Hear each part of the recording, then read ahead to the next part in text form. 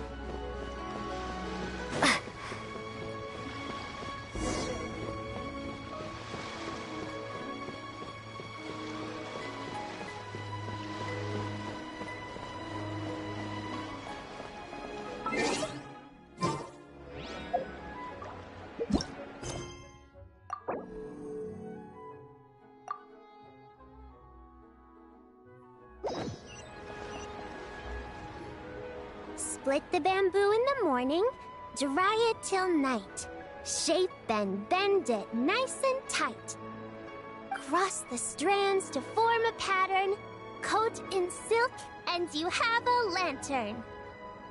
That's how you remember how to make a show lantern. Did you get all that, Chi-Chi? Morning, split bamboo, traveler. Then get silk, make paimon. What? No, that doesn't even rhyme. Look, it's them. Hey, Yao Yao! Hey, Chi-Chi! Whoa, Traveler! Paimon, you're here! Happy Lantern Rite! What you up to?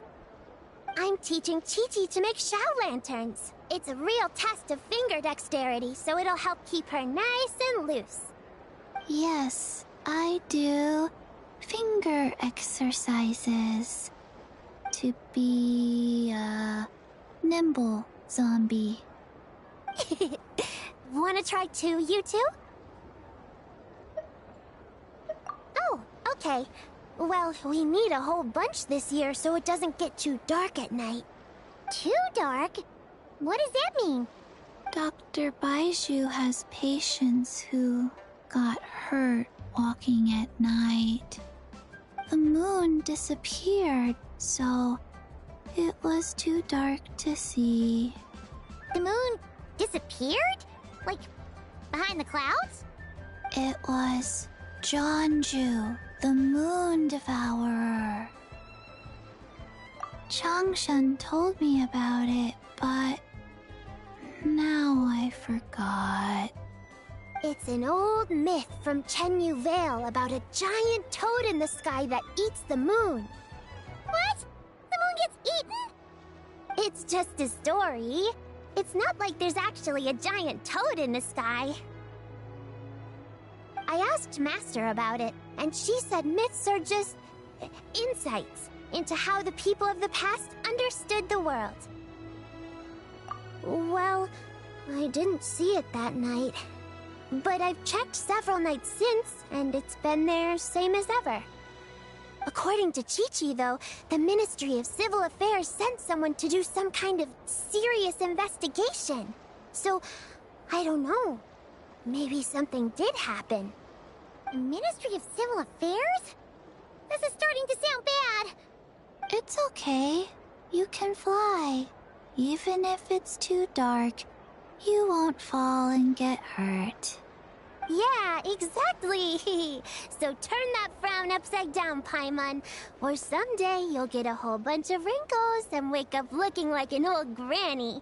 What? Okay. No more frowning. But the Traveler can't fly. She could still fall Don't worry. That's what the shell lanterns are for. As long as we make enough, Liyue Harbor will never go dark. Yeah, and there's the giant lantern too. Oh, right! I almost forgot. Look! This year's Grand Lantern commemorates the Adeptus who guards the moon. With her watching over it, the moon will be safe for sure. A white horse? Wait! So that's the White Horse Adeptus? Yeah! Legend has it she used to live on the moon. So if it were ever in danger, I'm sure she wouldn't just stand by and watch. Huh! We've heard of the White Horse Adeptus before, but we never heard the part about her living on the moon. Probably because it's a folk legend from Tenyu Vale, so not a lot of people know about it. But recently, some ancient artifacts were unearthed in Liyue, and the archaeological team even found evidence of ancient people worshipping an Adeptus who lived in a palace on the moon. It's kind of like how we write wishes on Shao lanterns and release them during Lantern Rite. The White Horse Adeptus would descend from the moon in her jade carriage and grant people's wishes. Ooh! When did that happen? She sounds different from the other Adepti in Liyue. It must have been a super long time ago, because even Master barely knows anything about this Adeptus. Nope. Kinda unbelievable, right?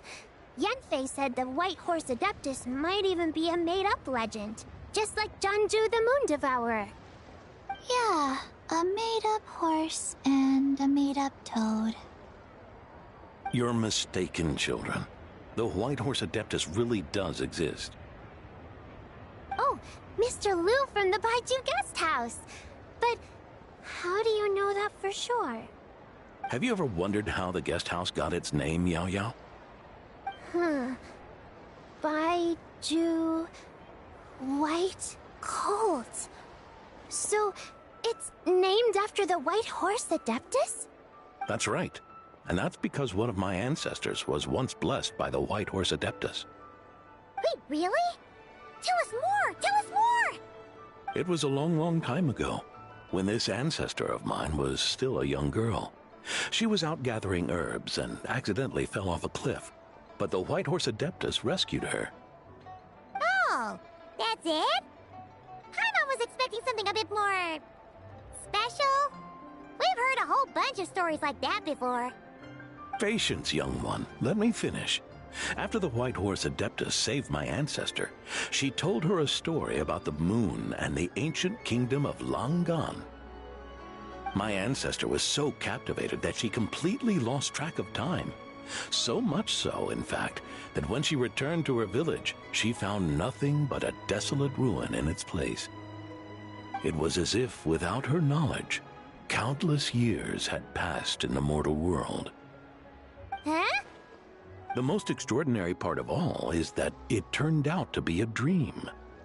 When she woke up, she found herself at the bottom of the cliff, right where she had fallen. Other than her medicine basket, now filled to the brim with rare herbs, it was as if nothing had happened, until out of nowhere, a horse's whinny echoed through the air, and when she looked up, she saw a pristine white horse leaping over the cliff. A white horse leaping over the cliff? Wow, that sure is a crazy story. But now, it's starting to sound a bit too far-fetched. Another skeptic. You sound just like my son. But I know it's true. Ancestral records don't lie. Wait, so your son doesn't believe it happened? Don't get me started. Not believing is one thing, but he even wants to change the name of our guest house. It's a disgrace, I tell you, a disgrace. Well, it was getting about time for him to take over the guest house. And what's the first thing he does? Starts going on about how the name doesn't attract enough customers and how we're losing business to Wangshu Inn. Can you believe that? As if Baiju Guest House and Wangshu Inn aren't miles apart from each other. Oh, what about something like the Geo Lord's Rest? Paimon bets that would get people through the doors. Geo Lord's Rest. I like that one. This isn't about getting people through the doors. This is about disrespecting our ancestors. Oh, White Horse Adeptus, my wish is this. Let your divine power be known. Teach my foolish son the error of his ways. Paimon wants to learn more about this Adeptus. Hey, maybe we should ask Zhongli. Good idea. Mr. Zhongli is super knowledgeable. He can answer questions even Master has no clue about. Yeah, we just saw him having tea at third round knockout. Alright, then that's our next stop. Chi-Chi and I are gonna keep making Shao lanterns. Careful on the road. Goodbye.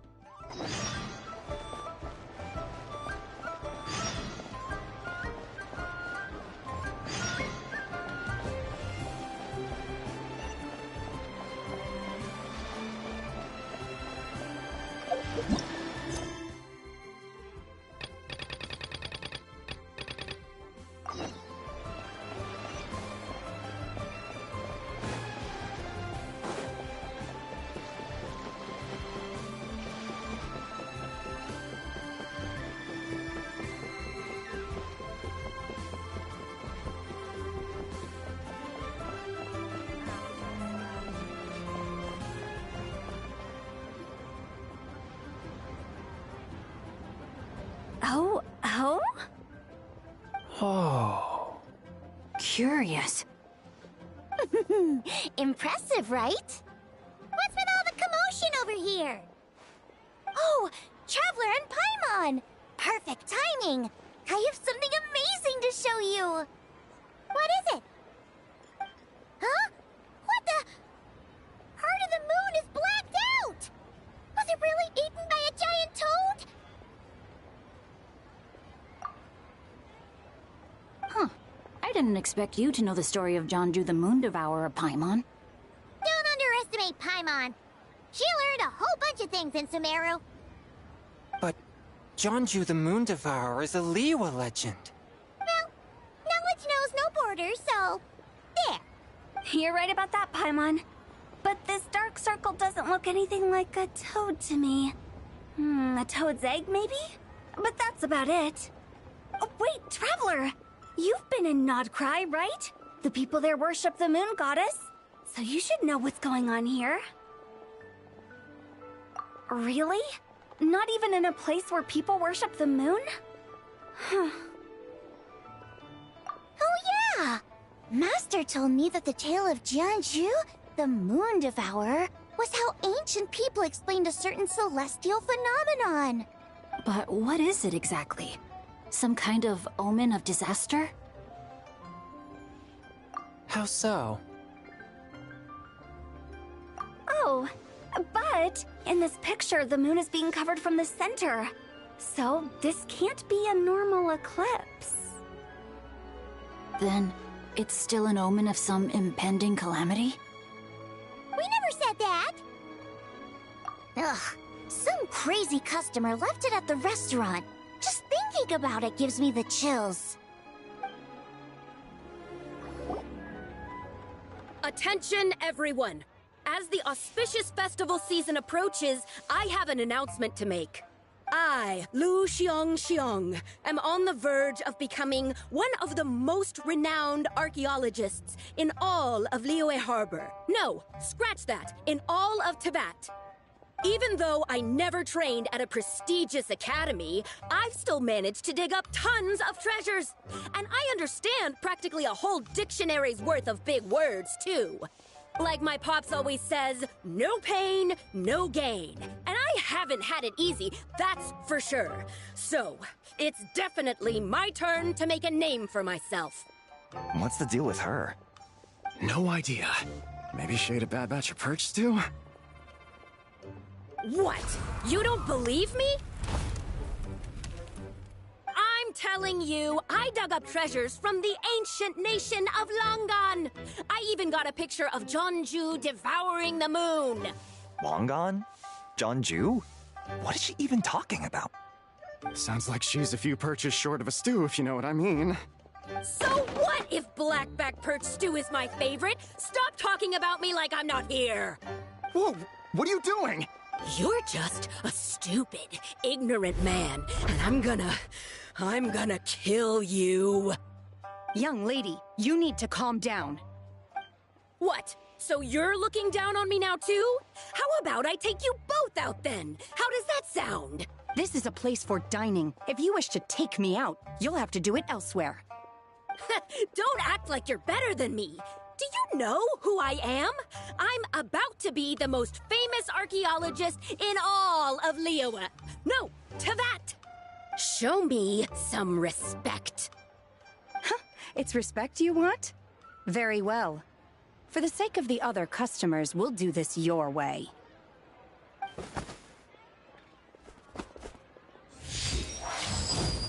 What?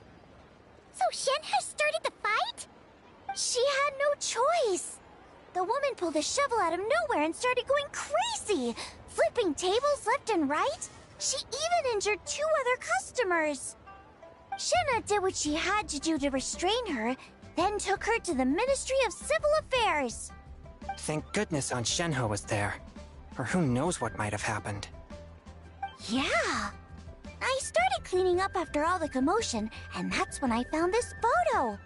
I thought it might be the one she dropped, so I rushed over to show someone. She said she took a photo of Jeonju the Moon Devourer. This must be it. Can we really trust what she said, though? Clearly, something is going on with her. Paimon's got a point. It sounds like she wasn't acting right at all. How do we know she wasn't possessed by some kind of evil spirit? Aunt Shenhe would have noticed if she was possessed. All right. But what about the part about Longan and the treasure she found? What about it? What if she raided a tomb and dug up some super special relic, then got herself haunted by an ancient ghost? One so powerful that even Miss Shenhe couldn't sense its presence. Your imagination is something else, Hu Tao. Why would an ancient ghost come to Wanmin restaurant, huh? To eat my blackback perch stew?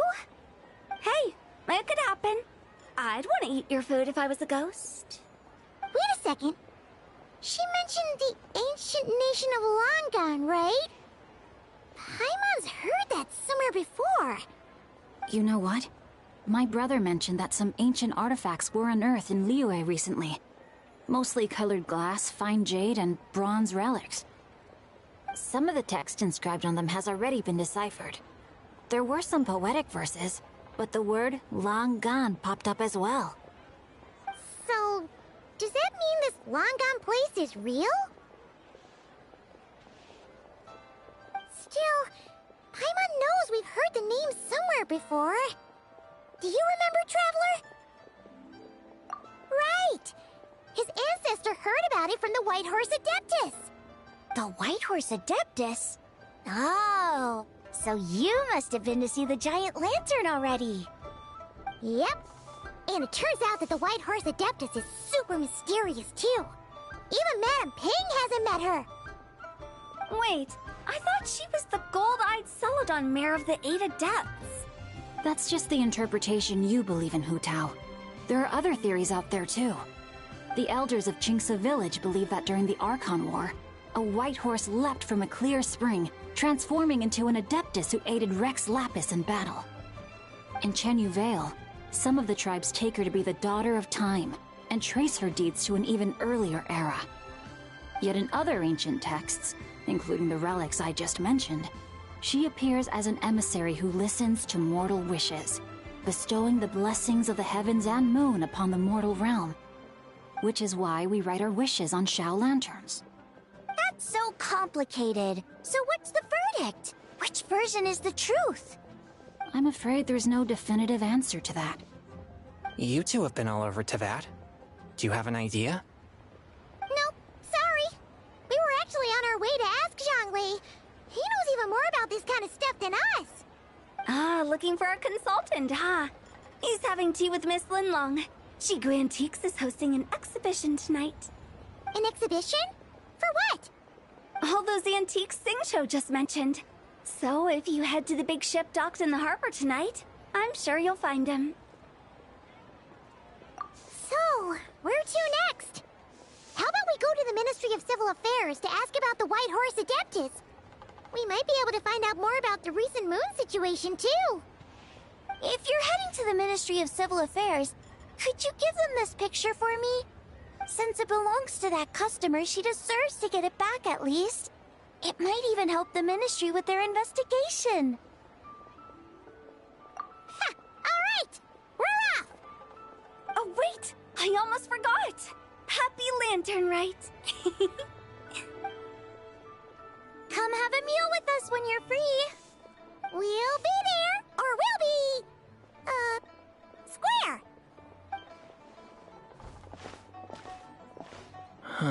Thinking about it now, could it be possible that photograph was a fake? A fake? You mean like the customer fabricated it to gain academic recognition? Nice one, Changyun! I never even thought of it like that. How about we go check out that place tonight?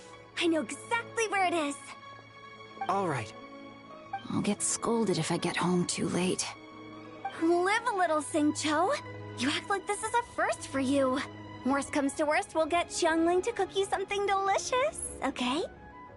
Well, when you put it like that, I suppose it's worth the risk.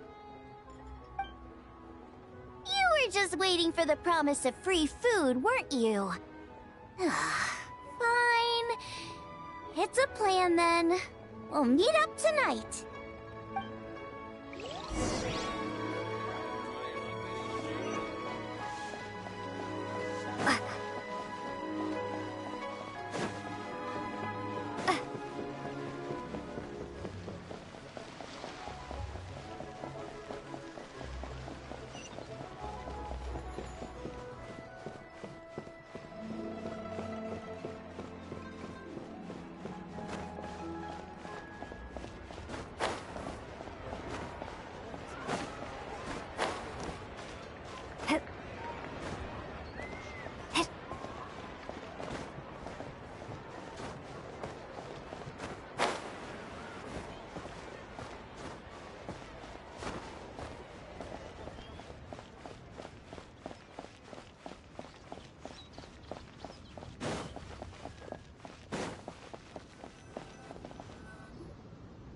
Your grandfather is of the same opinion, Miss Lanyan? Yes. On Lantern Rite, the moon shall go dark. That's what the signs are indicating. Celestial observation isn't Grandpa's strong suit. But he discussed it with several other elders from our clan, and their conclusion was the same. It's consistent with the information we've received from other sources as well. You mean the whole thing? About the legend of Zhongju the Moon Devourer? Happening in real life? Yes, that's one of them. So it's true. I thought it was just a rumor. It's true. But right now, The bigger issue is that all our sources indicate the phenomenon's gonna happen again. I'm not sure this bodes well. Let's remain optimistic for now. We're making progress interpreting the artifacts, and Ganyu is consulting with the Adepti as we speak. Besides, apart from the incident at Wanmin Restaurant, there haven't been any other moon-related disturbances. Ningguang, Keqing, and Lanyan! You're all here! Oh, Traveler! And Paimon! It's been a while. Happy Lantern Rite. Yes, happy Lantern Rite. What brings you here, though? I thought you'd be in the harbor enjoying the Shao lanterns. You're certainly not the type to visit Yujing Terrace for no reason. Is there something I can help you with? What? We're not allowed to just drop in on our friends during the festive season? I was only teasing. You're welcome to visit us anytime you wish. Happy... Oh, and about all the moon business you were just talking about? We have something to show you. Here, take a look! Whoa! Something really did take a chunk out of the moon. Someone managed to capture a picture of it. Is this Zhanju, the Moon Devourer, then? Even though we confirmed this event took place, I still can't quite believe what I'm seeing. Where did you get this picture? From Xiangling! She found it when she was cleaning up after that customer caused a scene.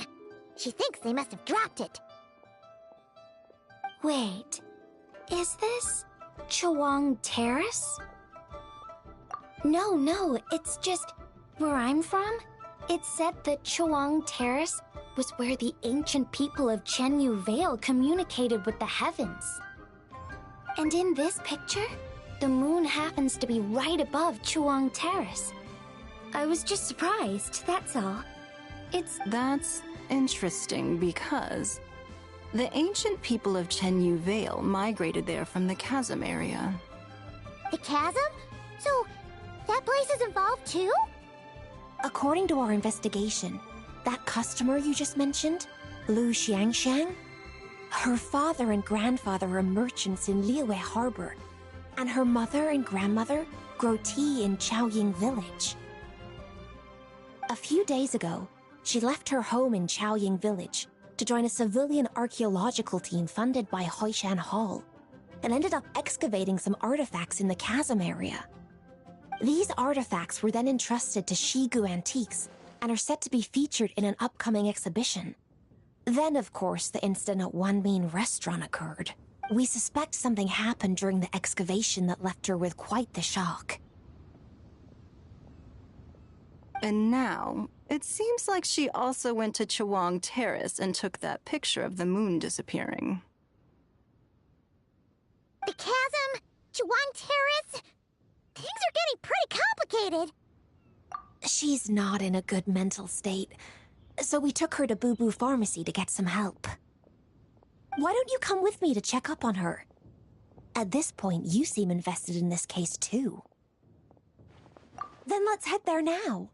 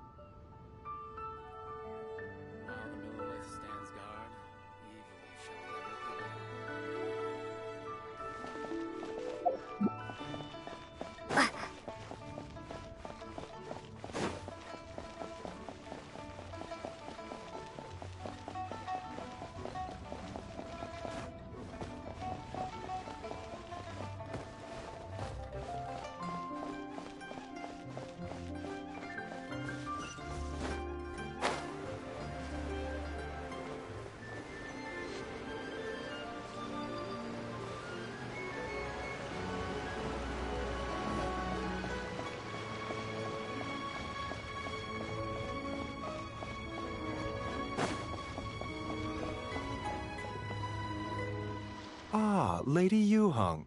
Oh, and the Traveler and Paimon are here as well. What a pleasant surprise. Happy Lantern Rite. I hope we're not interrupting, Dr. Baiju. Not at all. I assume you're here to see the patient? Unless it's urgent, however, it would be best not to disturb her rest. It's quite unstable. She's even more agitated than when she first arrived. And she refused to cooperate when we tried to check her over. I had no choice but to prescribe a calming draught and to have her rest for 2 days. So she's getting worse? That isn't the news I was hoping for. It's just a precaution. Based on an earlier conversation with her, it seemed more like a fixation than anything else. She hasn't lost her mind. That's right. When we asked about it, she kept insisting she was going to be famous far and wide. Well, it might not be far and wide, but she certainly made a name for herself around Yujing Terrace. Even some of the Qixing know who she is.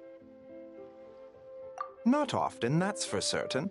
From my initial assessment, the patient appears to have experienced some sort of shock, and whatever it was seems to still be haunting her. But what could have caused such a thing? The relics from the chasm? Or the moon above Chuang Terrace that night? Come back in 2 days, and you might just have your answer. I suppose that's all we can do for now. We'll take our leave then, Dr. Baiju. Of course. If you need anything else, don't hesitate to stop by. Speaking of those relics from the chasm, aren't they being featured in an exhibition tonight? That's right. Are you planning to attend? Yeah! We wanted to have a talk with Zhang Li anyway, and now Paimon's even more curious about these relics. I would, except every item in the exhibition had to be registered with the Ministry of Civil Affairs. So I'm afraid it's been spoiled for me. I reviewed them all myself. There are some rather peculiar artifacts, that's for certain.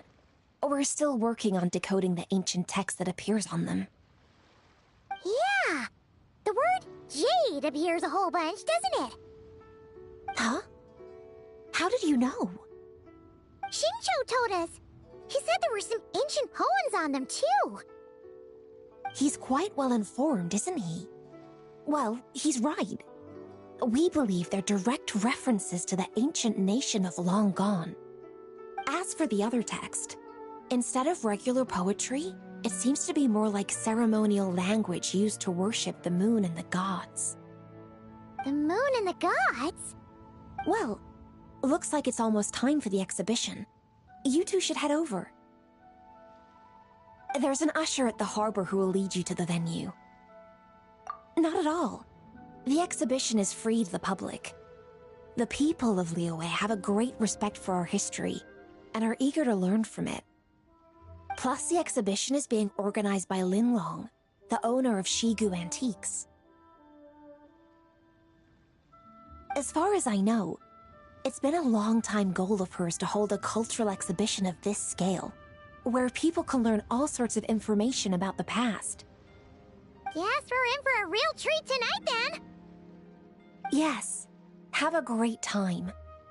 There's still more artifact decoding work I need to finish, so we'll have to part ways here. After seeing the picture you brought, there's a few ideas I'd like to follow up on. You're hard at work even during festival season? Ha! You haven't changed one bit, Keqing. I'm simply fulfilling the responsibilities of my position. That's all. All right, I should get going. See you later.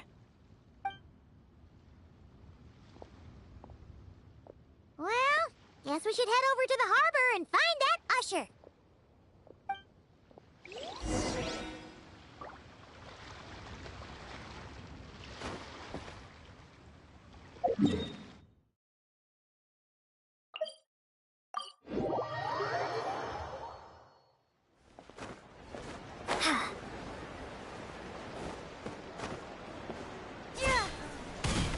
Welcome.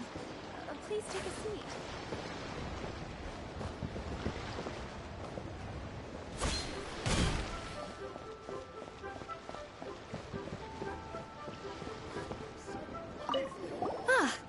Here for the exhibition? I can take you aboard. After you. Whoa!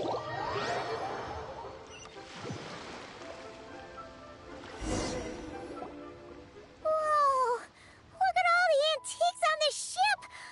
It's almost too much to take in! Greetings. I trust you've been well since last we met? Aha! Speak of the devil! You're right where Hu Tao said you'd be! Ah, so Director Hu gave me away, did she? Don't act like you're up to some super secret business! We know you just do whatever you feel like.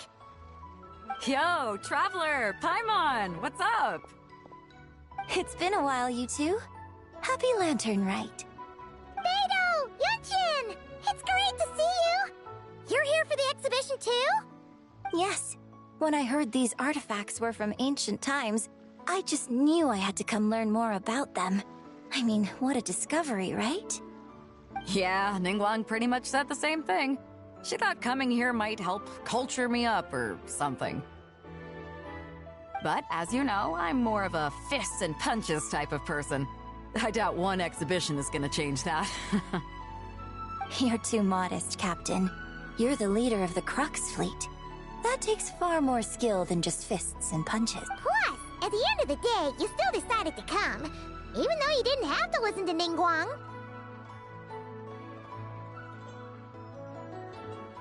Well, she's the Tianquan. If she can't even get an average ship captain like me to do her bidding, how's that gonna look? You sure know how to think from her perspective, huh? I guess I do. Anyway, how's everyone enjoying the exhibition? I heard that if you see something you like, you can negotiate the price with the owner and take it home. Wait, so we can buy this stuff? Indeed. Although Shigu Antiques is hosting this exhibition, many of the items come from private collectors. As long as both parties reach an agreement, you can make an offer of mora or an equivalent trade. Well, shall we continue our conversation as we look around? Let's go! Paimon's super curious about all this stuff.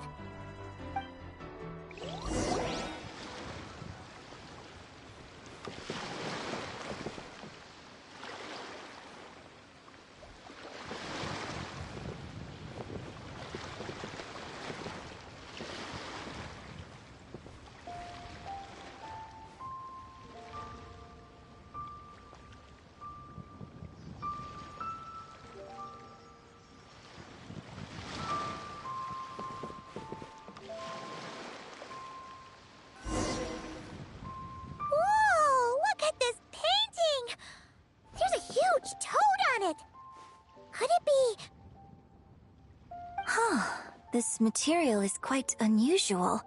It doesn't look like paper. More like silk, or some other kind of fabric. Yeah, I was thinking the same thing. Well spotted. This is a painting of Jianju, the Moon Devourer, made primarily with mulberry silk. Such craftsmanship is rarely seen in modern-day Liyue. Ha! Jianju the Moon Devourer! Paimon knew it! That toad made it super obvious. What's that? A new dish at Wanmin restaurant? No! It's a kind of lunar eclipse. You heard about how the moon disappeared recently, right? Oh, yeah. You're saying a toad did that? That's what the legend says.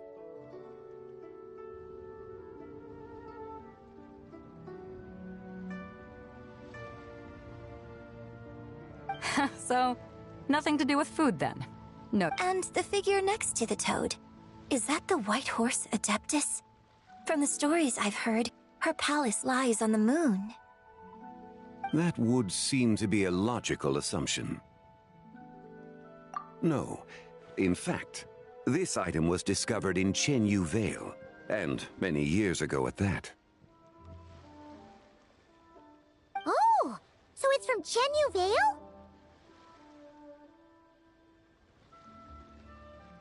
Actually, that's not quite right. You see, this painting is primarily comprised of mineral-based pigments, such as cinnabar and azurite, which are usually found within stratified rock. This suggests its place of origin may very well have been the chasm. You could have just started with that. You're as knowledgeable as ever, Mr. Zhongli. I had only ever heard the legend of Jianzhu the Moon Devourer. But now, seeing it depicted in this painting, I wonder... If I purchased it, perhaps it could serve as inspiration for a new opera. Though I'm not quite sure who the painting belongs to right now. A splendid idea, Miss Yoon. Perhaps in lieu of Mora, you could offer the lyrics to said opera as recompense. The lyrics? But to whom? Why, to me, of course. I am the owner of this painting, after all. Wait, so you're one of the private collectors of the exhibition? No wonder you knew so much about the painting! But lyrics in exchange for a precious antique? My work could never possibly be of equal value. I don't know about that. I'm not much of a scholar, but even I know your operas are in a league of their own. An astute observation, Captain Beto. In my possession, this painting is nothing but a lifeless artifact. In your hands, however, it could be transformed into a new piece of art entirely. Quite the worthy exchange, no? But I'm not sure when I'll be able to finish writing it. It certainly won't be ready this year. Allow me to be equally forthright, Miss Yoon. This silk painting is merely a copy I made of the original work. There is no need for such concern over its value. Huh? So it's a fake? I had no idea you were such a skilled artist, Mr. Zhongli. I pride myself on having some knowledge of antiques, but I didn't notice anything that would point to it being a replica. You never cease to amaze me, Mr. Zhongli. You flatter me. All that said, Miss Yoon, you must accept. Truly, I insist. Huh. He's gone from handing out fake Mora to fake paintings now, huh?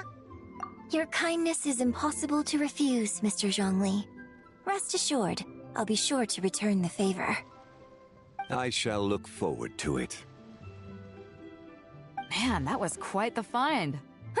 I should buy something too, if only so I can show it off to Ningguang. Let's keep going and see what we can find.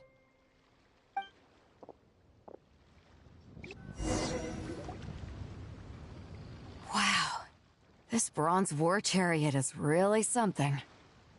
It must have quite the story behind it. I've never seen anything like it before. Do you know what this is, Zhongli? Ah. I heard from Miss Linlong that a carriage made of Celadon jade was unearthed in the chasm. A copper canopy, a body adorned with flowing clouds and geometric patterns. Yes, this must be the one. A precious piece indeed. This thing's gotta be thousands of years old, right? Crazy to think people back then were capable of such intricate metalwork. Too often, we view the past and future through the lens of the present. Objects that fascinated us as children seem crude later in life. And that's only after a few decades or so of separation. If one were to stretch time across hundreds or thousands of years, one might discover that time is not always a force that pushes things forward. It would seem the people of that era managed to create a remarkable civilization in their own right. Makes me want to get my hands on this even more. Ningguang's gonna be so jealous, don't you think? Has this war chariot caught your eye, Captain Beto? Oh, you must be Linlong from Shigu Antiques. Nice to meet you. This exhibition has been amazing so far. Well, that's all thanks to supportive patrons like you and Mr. Zhongli, of course. As for this war chariot, it was discovered by an archaeological team sponsored by Hoishan Hall. The price comes in at 90 million Mora. How much? 90 million? Woo, looks like my eyes were a bit too big for my wallet. Quite a bargain. A bargain?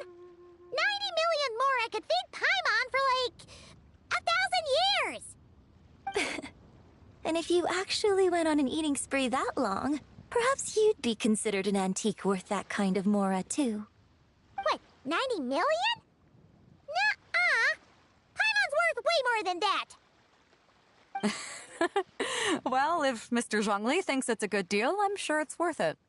Beto's putting way too much faith in Zhongli. What if he's only here to drive up sales? I'll take the chariot, Miss Linlong. Someone will come by with the payment. Quite the discerning eye you have, Captain. After the exhibition ends, I'll have someone deliver it to the Alcor. Actually, could you send it straight to Yujing Terrace? I'd like for the Tianquan to see the proof of my discerning eye for herself. Understood. Great. Yunjin and I both found something. What about you three? Want to keep perusing? And don't worry about the mora. It's all on me. Nobody's going home empty-handed tonight.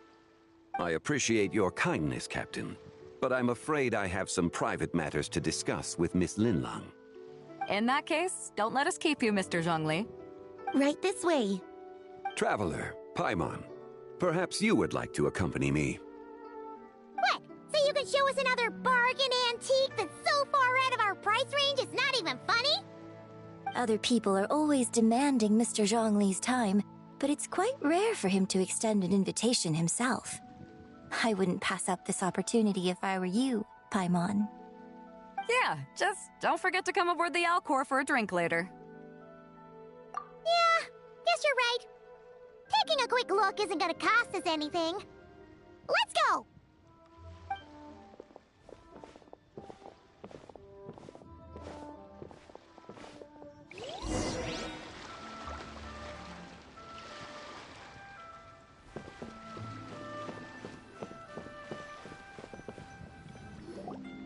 These are all the jade pieces that were found, Mr. Zhongli.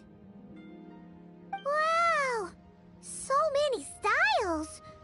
What kind are these? These are a type of ceremonial jade. You're familiar with Chenyu Vale's rain jade rite, yes? Oh, yeah! So these pieces are all used in the rain jade ceremony? Well, you may not know, Paimon, but before the rain jade rite came into practice, Chenyu Vale was known for a different ceremonial tradition that also involved jade. The bee is used to honor heaven, the Tsong to honor earth, the Gui to honor the east, the Jiang to honor the south, the Hu to honor the west, and the Huang to honor the north. These form the 6 ritual jades. It's unfortunate, however, that Miss Linlong's set is missing both the Gui and Hu pieces. Oh, I know. These jade artifacts are from such an ancient time. It's proved difficult to track them down, even for our establishment. No matter. You happen to have precisely the piece I was looking for. Huh?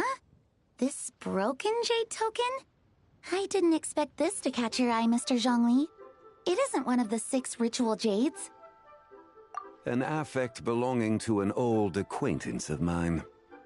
An old acquaintance? One of your collector friends, Mr. Zhongli? You could say that. Traveler, take a closer look.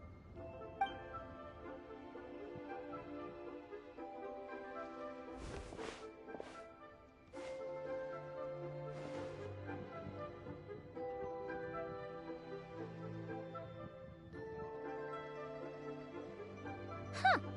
It doesn't look all that special to Paimon. Just seems like a broken artifact. Indeed. It's been thousands of years since the moon has appeared in such a form. So, in the past, the moon wasn't always full. Then, could this missing chunk be from when Jianzhu devoured part of the moon? It's worth looking into. Your insight is invaluable, Mr. Zhongli. I had no idea how special this piece was. Since it has caught your interest, allow Shigu Antiques to cover the cost. Oh, that is far too generous, Miss Linlong. Not at all. I've always wanted to give people a chance to appreciate these snapshots of history. So holding an exhibition like this has been a lifetime wish of mine. And it never would have been possible without your help, Mr. Zhongli. I merely put in a good word with a few acquaintances of mine. And it had a profound impact. Without your recommendation, I doubt half of these collectors would have come to the exhibition. So, on both a personal and professional level, I owe you my thanks, Mr. Zhongli. Wow! Zhongli actually did something useful for once.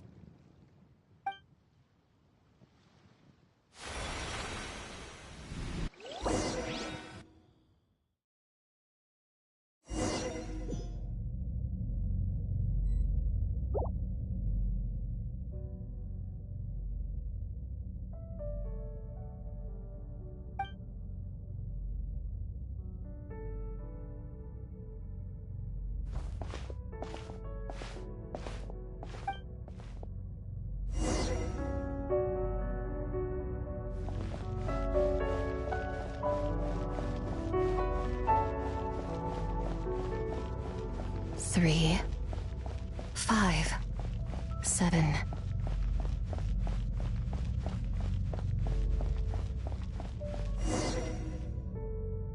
$11, 13, 17, 19, 23, 29.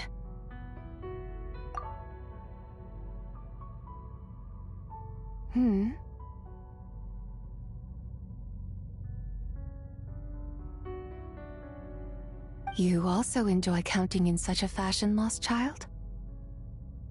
The same loneliness as them. It seems to exist in your heart as well. Me? I'm sorry, I don't remember.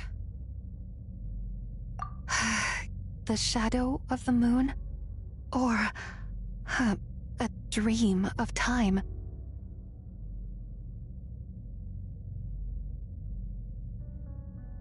I'm sorry. No one has asked me such things before. I've been here for so long. There is much I have forgotten. I know nothing of your arrival. All I know is the longing in people's hearts. Yet, I sense the moonlight's guidance within you, child. Perhaps that is what brought you here. You seem confused. Perhaps I can help in some way. The path home is... that direction. I believe someone told me that before. But I was never able to reach the end. You should take a look. No need. It would seem... my time has already run out. Farewell. May the moonlight ever shine upon you.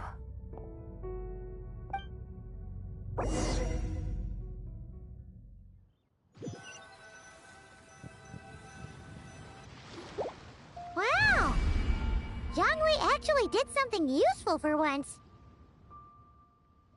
Your complexion looks rather ashen, Traveler. Are you feeling all right? Yeah, what's wrong? Does your stomach hurt? Huh? What are you talking about? You were right here the whole time. Ah, I see. I'm afraid we must take our leave, Miss Linlong. My friend has taken ill and I must escort her to get some rest. Of course. Traveler, Paimon, please, come with me. Ah, yes. Regarding the payment for the Jade Token. Charge the expense to the Wangsheng Funeral Parlor if you would.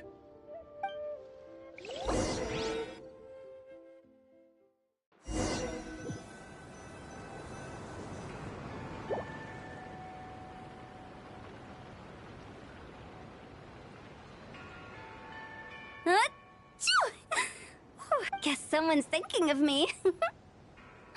But this late at night? Must be that consultant of yours. I bet he's out there spending all year more at the exhibition. Yeah, he'd be the perfect employee if he just knew how to rein in the spending. But never mind him. Let's focus on the moon. We gotta see if it gets eaten tonight. I don't think it's going to happen. We've been out here all night and the moon's the same as ever. It is quite late, and Chongyun's getting tired. How about we head back? We can come back another time. Head back? Already? Actually, I do have a new dish I'm testing out tomorrow. And as part of my New Year's resolution, I'm trying not to oversleep. All right. Guess it just wasn't meant to be. Let's go.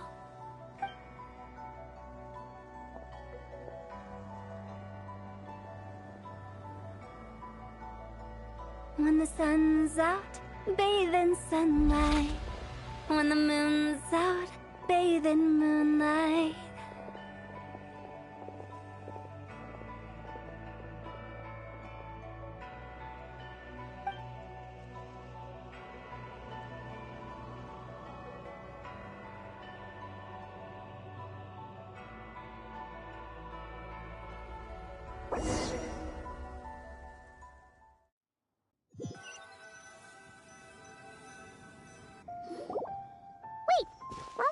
Rest? Why did you bring us here? Because I imagine the Traveler would like to know what just happened to her. Oh, right. Paimon's confused, though. She could have sworn you were there the whole time. Oh, how is that possible? It sounds like her spirit formed an inexplicable connection with the being in that space. Ah, you suspected from the beginning, didn't you? Indeed, the being you met is the fabled White Horse Adeptus, and the original owner of this jade token. Her name is Tbai. Wait, does that mean she's inside this token? No, she does not reside within this token, but rather within the moon shadow. This token is merely a medium.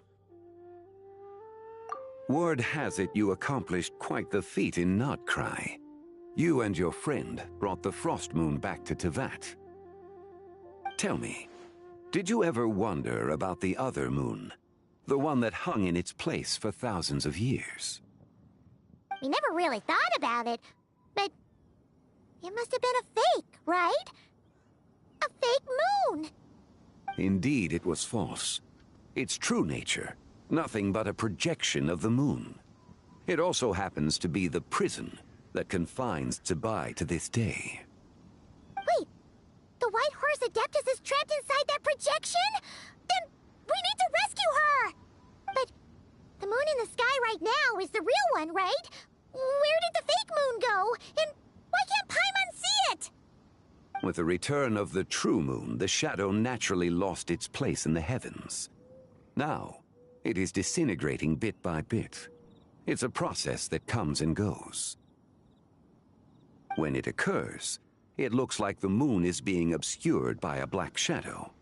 But when it stops, the shadow disappears and becomes invisible to the eye. So, you're saying there's an invisible fake moon blocking the real moon right now? Indeed. Okay, this is not what Paimon was expecting.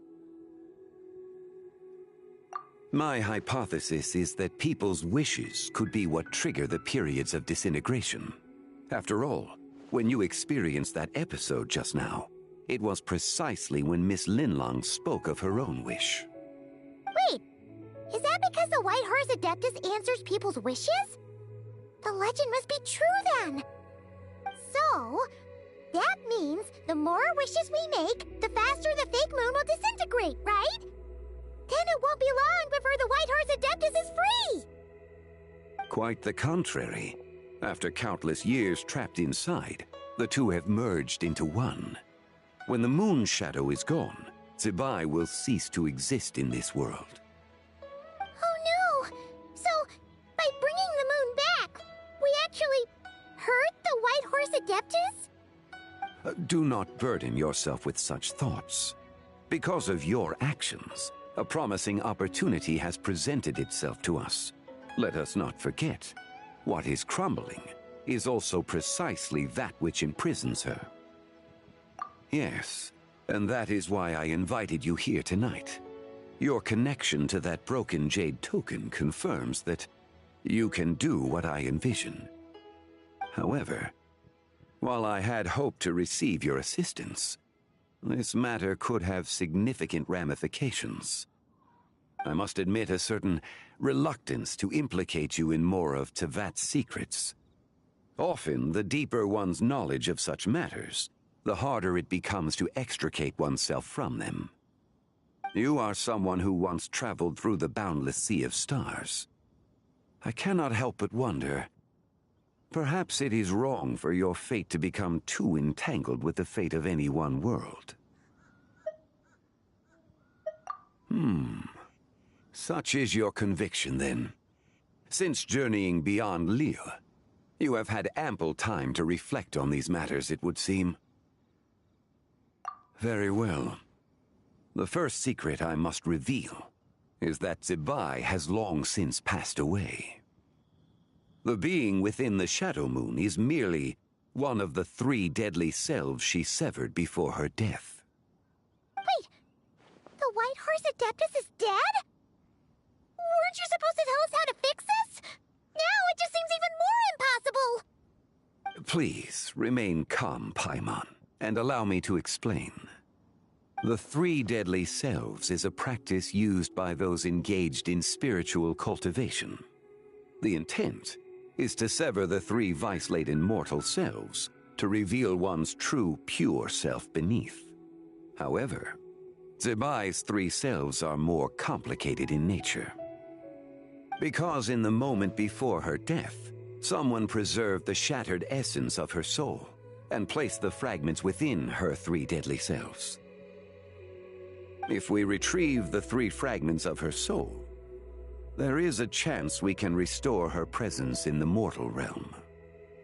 So that means we can bring her back to life?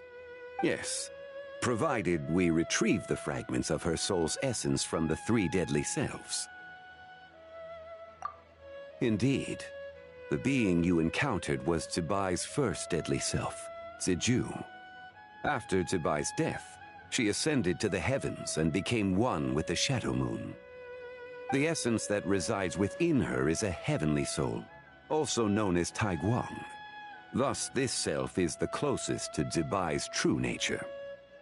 That said, because she is trapped within the Shadow Moon, we have no choice but to seek out the other 2 soul essences first. Then we can unite them as one. Her second deadly self is called Ziju.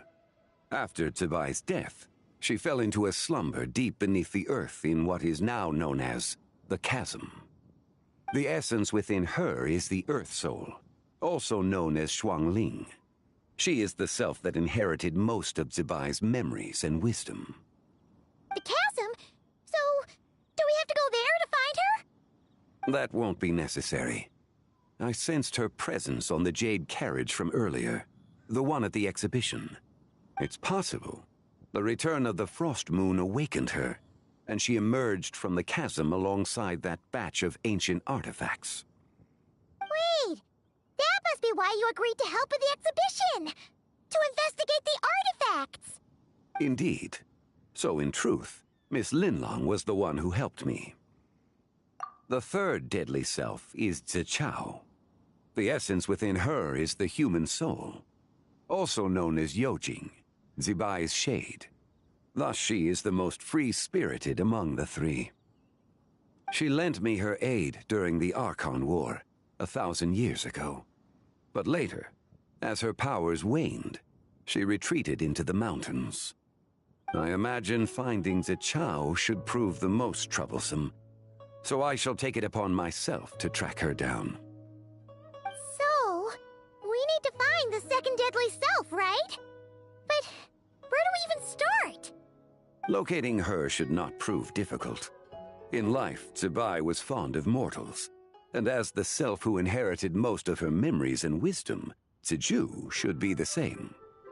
It's possible she has possessed someone, and is meandering the bustling streets of Liyue Harbor as we speak. Possess someone? Wait! Are you thinking what Paimon's thinking, Traveler? What if she raided a tomb and dug up some super special relic, then got herself haunted by an ancient ghost. Exactly! Lu Xiangxiang! It seems you have a lead in mind already. She'd still be at Boo Boo Pharmacy. She was super agitated when she first got there, so Baishu gave her some calming medicine and told us to come back in 2 days. Do you think it could be her, Zhengli? It's quite possible. The deadly selves are impure beings that can easily influence mortal minds.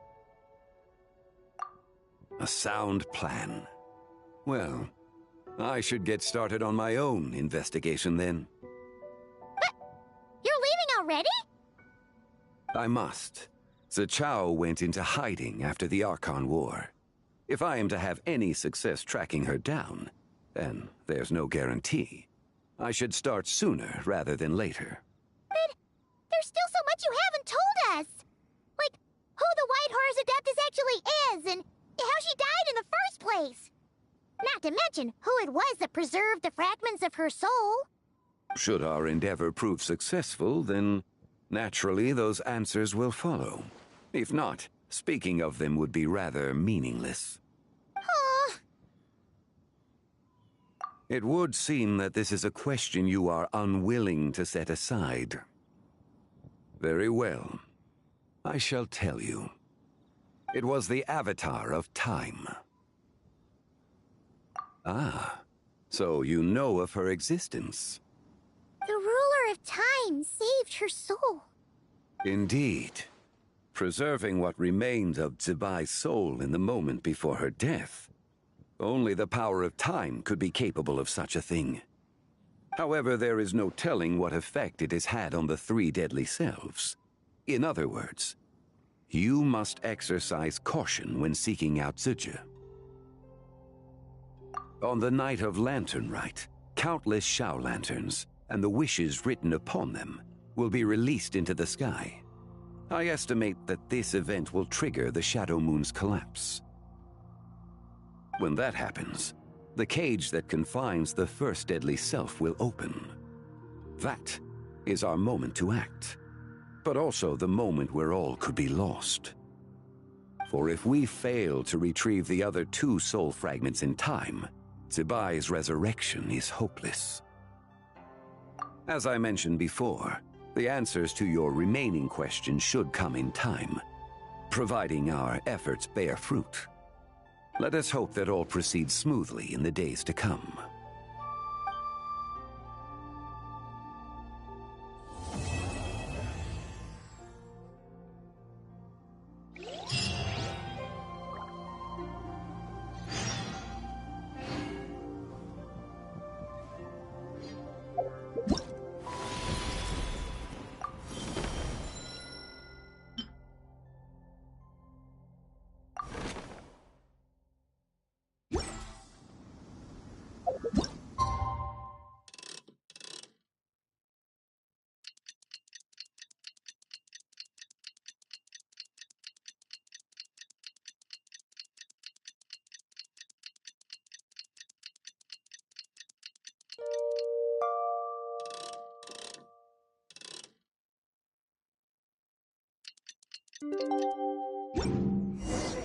Oh!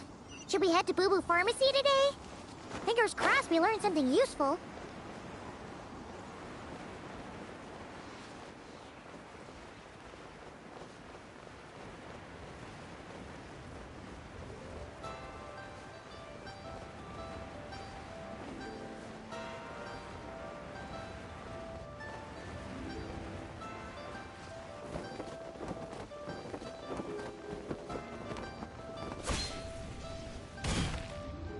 So let me get this straight.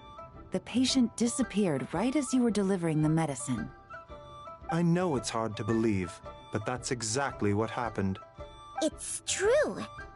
1 minute she was there, and the next she was nowhere to be seen. Hey, it's Yelan! Fancy seeing you here! Oh, is this a bad time? Not at all. Just a small roadblock in the case I'm working. Ningguang asked me to investigate a patient named Lu Xiangxiang. If you're here to find her too, then you're out of luck, I'm afraid. She went missing this morning. What? According to Dr. Baiju, the patient vanished right under his nose. But it just seems like that should be impossible. There 1 second and gone the next? Pretty sure Xiao can do something like that. Then you're suggesting this Lu Xiangxiang is the vigilant Yaksha in disguise? Or some other adeptus? Guess not. But this is so weird. How can a living person just vanish into thin air? Unless... Linny decided to take his act to Liyue? Who is this Linny you speak of? He's... Oh, never mind. Paimon's just grasping at straws. Let's set aside the how for now, and focus more on the where. You mentioned this patient has a strong obsession with achieving fame and recognition? Yes. She kept talking about becoming a renowned archaeologist and making a name for herself. So, are we looking for a place where it's super easy to become famous? I think we should check out the Xiao Lantern crafting stalls. Because it's easy to become famous by making Xiao lanterns? Not exactly. When the people of Liyue need a solution to a problem, their first thought would be to pray to the gods and the Adepti. If her wish is to become famous, she might write it on a Xiao lantern in the hopes that the fabled White Horse Adeptus might make it come true. That certainly sounds probable. Turns out, the White Horse Adeptus might be a lot closer to home than she thinks. What was that? Nothing! Let's go check out those stalls!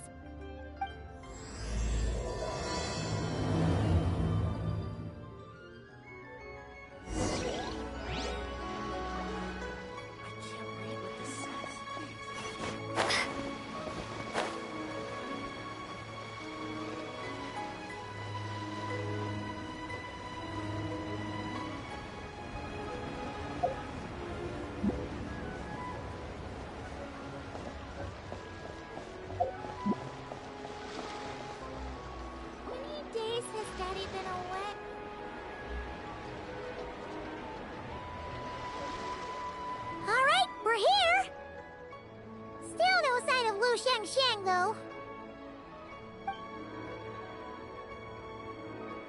As long as you're patient enough, Paimon, you'll find that hunting down people is no different from hunting boars.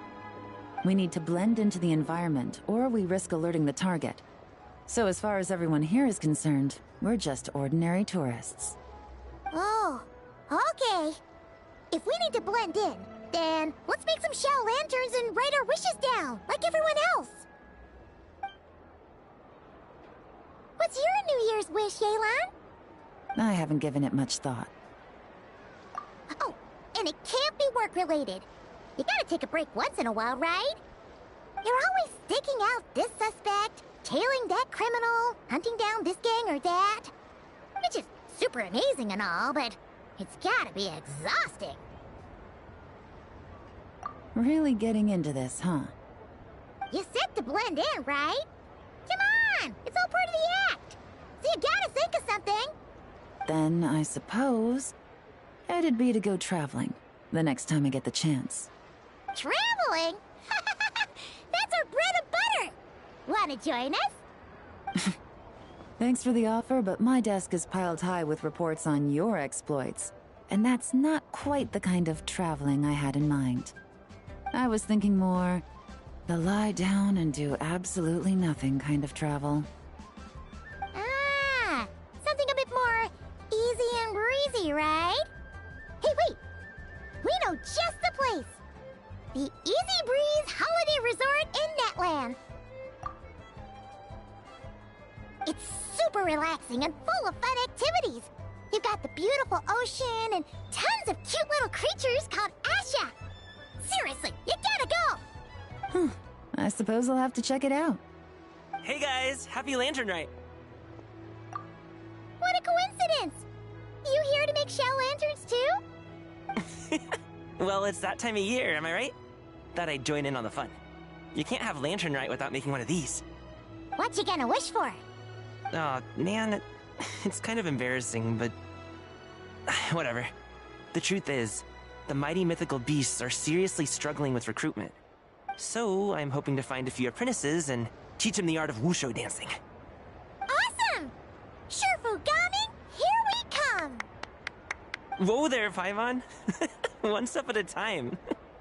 I actually need to find people first.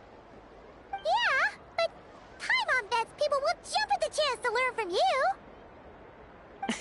Well, I wouldn't be so sure. Wushu dancing is super physical and takes a lot of hard work to master, so it's not easy to find people. At this point, if the Adepti can't help me, no one can. I'll do it! Huh? You just said you wanted an apprentice, right? Well, I'm offering. What do you think? Whoa, the White Horse Adeptus works faster than I thought. Traveler, it's her. Lu Shangshang. Our target! Hey, didn't you hear me? I said I wanted to be your apprentice!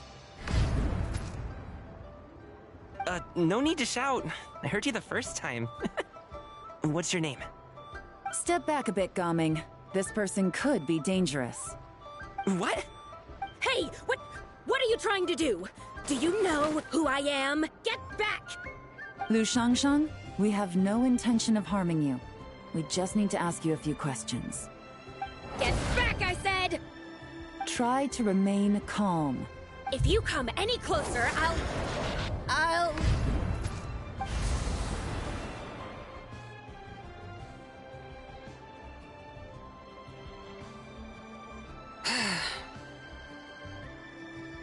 Little wisp of a being. How are you able to see me? So what if I am? Leave at once! You, a mere mortal, whose own life hangs by a thread, would dare reach for the power of life and death? Unless you wish to be condemned to eternal damnation, you would do well to abandon this foolish endeavor. I shall speak on this no further. Don't come any closer. How did I get here? Who are you people? Playing dumb, are we? Save it. We know you attacked those people at Wanmin Restaurant. What? No, I would never. You must be mistaking me for someone else. You don't remember? Of course not. How could I do such a thing? What about the photo you took near Chuang Terrace? What photo? What's going on? It's like she lost her memory or something. Well, this complicates things. I'll take her back for questioning and let you know what I find. Take her away. But I didn't do anything! I swear! That's weird. She seems so normal now, but she doesn't remember anything. This is just great. An apprentice falls right into my lap and now she's gone! Don't worry, Gaming. This is a special case. Paimon's sure you'll find one soon. Unless you're gonna pony up and offer a real solution, Paimon, I don't want to hear it. Gaming? What's up with... I'm done here. I'm gonna go find an apprentice, and I won't take no for an answer. Gaming, wait! Is it just Paimon, or was Gaming acting super weird just now? What? How do you know? Whoa! So you saw the second deadly self? And you think she moved from Lu Shangshang to Gaming? Uh-oh. Then we better find him before something bad happens! Let's go!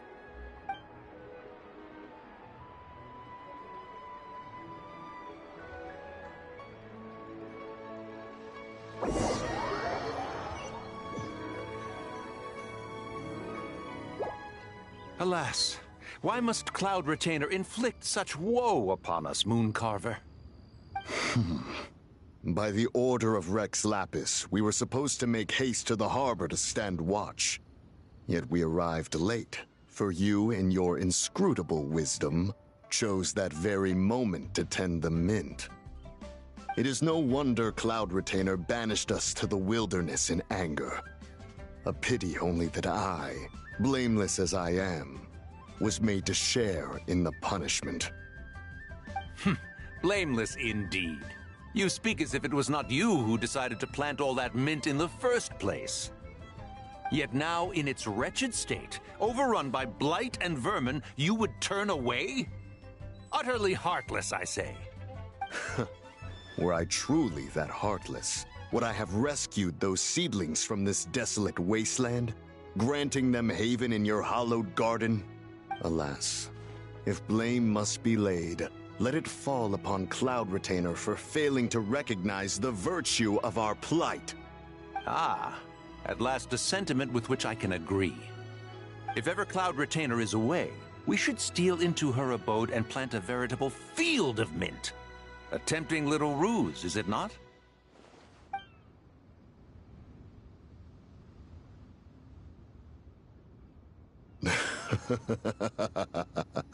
Positively ingenious. Please stop chasing us. Just let us go. Get back here! If you keep running, I'll kill you! Please, we don't know anything about wushu dancing. Just leave us alone. What? You think I'm not good enough to teach you? Just agree to be my apprentices, and then we can talk. That child looks somewhat familiar. Ah, it appears to be the wushu dancer from Liyue Harbor. I have seen him perform on occasion. Come, let us take a closer look. Has trouble befallen you, young one? Perhaps we can offer aid. Oh, thank the gods. Please, sir, you have to help us. This guy's trying to force us to become his wushu dancing apprentices, and he won't take no for an answer. Oh, so it is you who require aid, not the other way around. Get out of the way, old man! This is between us. Preposterous. You dare to presume we are of a mature age? Listen here, brazen youth. Skilled you may be in the art of dance, yet your offstage demeanor leaves much to be desired. Hold on, Mountain Shaper. Something is amiss. Look closer. Huh.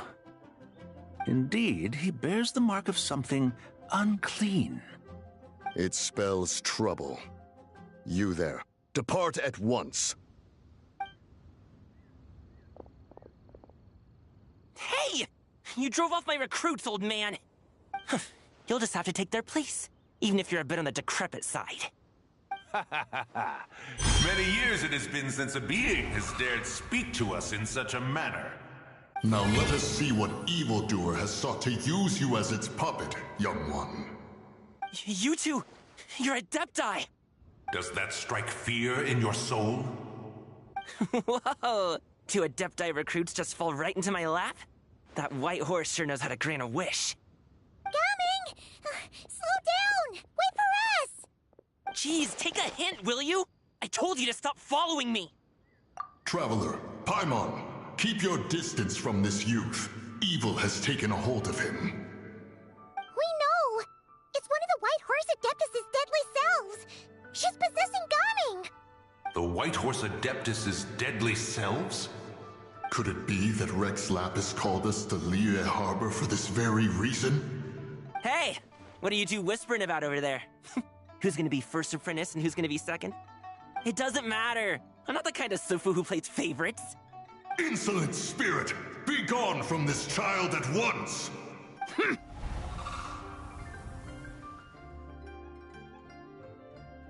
Little mite of a mortal. Getting in my way again, I see.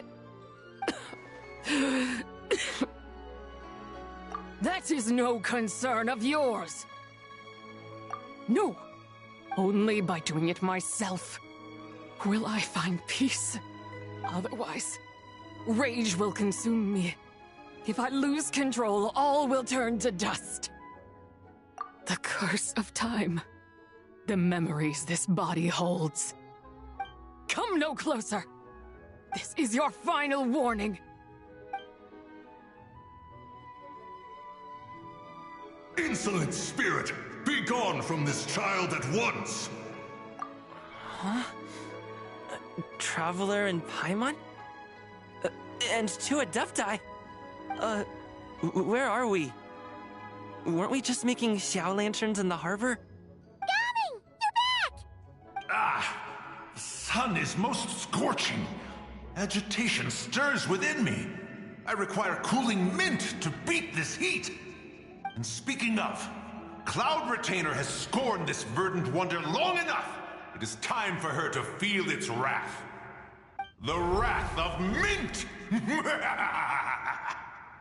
Mountain Shaper, where are you going? Oh no! Now Mountain Shaper's acting weird! Oh, you don't think it spread to him, do you? Spread to him? Quickly now, explain to me what has been happening. What? Was I really that rude? Jeez, someone get my dad to throw a slipper at me. I'm so... Whoa! You okay, Gaming? He is fine. It is simply exhaustion. But to think Mountain Shaper would succumb to something like this, it is most unexpected. So, what do? We can't just leave Gaming like this, but we can't ignore Mountain Shaper either, right? My cultivation level rivals that of Mountain Shaper. Were I to give chase, Zizha would but flee from his form and take refuge in mine. Seek out Streetward Rambler. Cloud Retainer and the Conqueror of Demons should be with her. I shall take this child back to the harbor and join you post-haste. Whoa! What are all the Adepti doing together? Rex Lapis charged us with keeping watch over Liyue Harbor should danger rear its head. I dare say this is the very crisis he anticipated. Come, we must devise a strategy before confronting Zizha.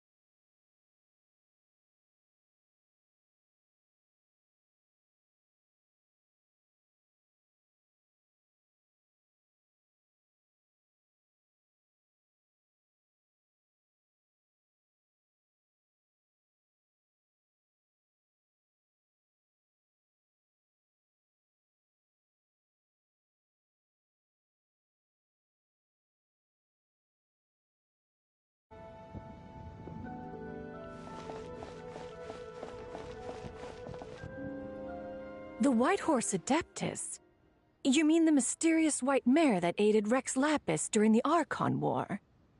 Even if it's not her, there must be some connection.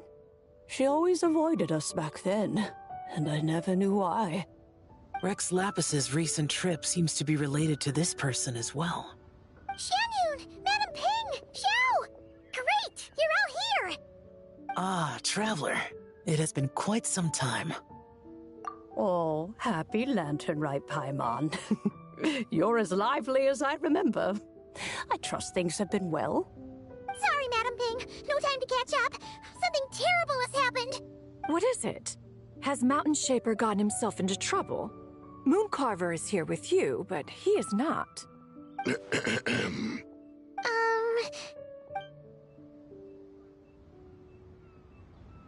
The Wrath of Mint? That old fool dares to utter such nonsense behind one's back. Yeah, that's not really our biggest concern here. So, even a mere deadly self of the White Horse Adeptus was able to possess Mountain Shaper and affect his mind. No wonder Rex Lapis told us to gather here and await his orders. Mountain Shaper's cultivation is inadequate. He was caught unprepared. Were it one of us, Zizhi would hardly have found a vessel quite so ready for the taking. Hey, that's not what you said earlier. Where is Mountain Shaper now? A question that hardly bears pondering. Obviously, he intends to plant mint in the vicinity of one's abode. Ah, then he poses no great threat. We might as well let him be. Once he fulfills his wish, it's possible that Zizhi will relinquish him of her own volition. Your ulterior motive is most obvious, Mountain Shaper. You two hope for Mount Eltsong to be covered in mint. One can see it clear as day. Not to mention, deadly selves are born of malevolent human desires, and naturally pose a great risk to the form and mind of all living beings. We cannot let this go unchecked. Let me handle it. I have relevant experience and know how to deal with such situations. One has no doubt of that. Yet your involvement would likely end in armed confrontation. In one's own estimation, the time for such measures has not yet come. Before his departure, Rex Lapis knew that Zizhi was active in Liyue Harbor, yet told us only to wait. It would seem, then, that Rex Lapis did not believe extreme measures were warranted here. Yes, this is quite a peculiar case. After all, Zizhi's possession does not seem to come with ill intent. It's more like she's guiding those she possesses to fulfill their own wishes. There is another matter of import, however. I sense tremendous resentment emanating from her. What could be its source to render her so unable to find peace? She was talking about the White Horse Adeptus memories, right? From what the Traveler said, it seemed like she was about to explode with rage. But why? With Rex Lapis away, if we wish to understand that which occurred in the past, we shall have to ask her directly. She also mentioned the Curse of Time. What could that be about? Perhaps erosion. Indeed. We are of the same mind. I heard that ancient clans in the mountains once regarded the White Horse Adeptus as the daughter of time. It seems there was some truth to that, after all. The Daughter of Time. Cursed by time? Time does not treat everyone equally. The longer you dwell in this world, the more it takes from you. Then what do we do? One has devised a solution. Based on what you have told us, it seems that Zizhi is in the habit of leaping to a different host when provoked. One's plan is for us to block all escape routes while you confront Mountain Shaper, forcing Zizhi to reveal herself. Then, if prior experience stands, she will have no choice but to possess you. However, not only are you able to sense it, you are also unaffected by the peculiar state of stasis. In other words, in that moment, you would have the chance to either subdue or persuade her. That is akin to walking straight into the lion's den. Allow me to go instead. Yeah, isn't this plan a bit too risky? Why doesn't Paimon try first? After all, even if she got possessed, it's not like she would pose a danger to anyone. Paimon's wishes aren't all food-related, you know. One would not suggest this course of action if one had any such reservation. Time and again, the Traveler has proved immune to Sidge's influence. Consider for a moment why that might be. Oh yeah! That's what the first deadly self told you, right? Perhaps your time in Nodcry left you with the blessing of the newborn moon goddess, Traveler. And this Whitehorse Adeptus clearly has a profound connection to the moon. Indeed. Indeed. I see. Have you other concerns, Conqueror of Demons? I was just trying to fathom why Rex Lapis left without explaining the situation in detail. But now I think I understand. Rex Lapis entrusted this matter to the Traveler, which means in his estimation, the Traveler must be the key to its resolution. So I have no other concern. I trust Rex Lapis, and I trust you. Then we are all in agreement on proceeding with this plan? Very well. We should depart at once, lest we lose our chance. Let us see whether that old fool truly dares to face one's abode with Mint.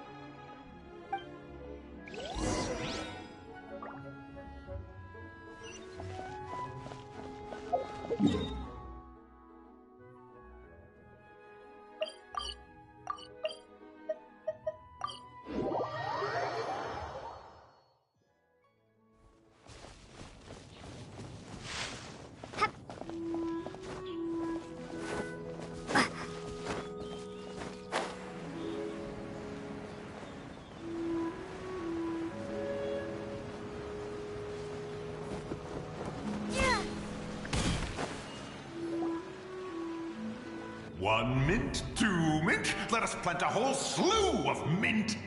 Once I reach 10,000, Cloud Retainer's abode shall be Mount Outsong no more, but rather Mount Mint Song.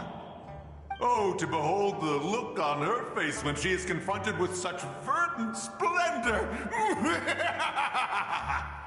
Mountain Shaper, you dare disturb the tranquility of one's abode. Do not take personal offense, Cloud Retainer.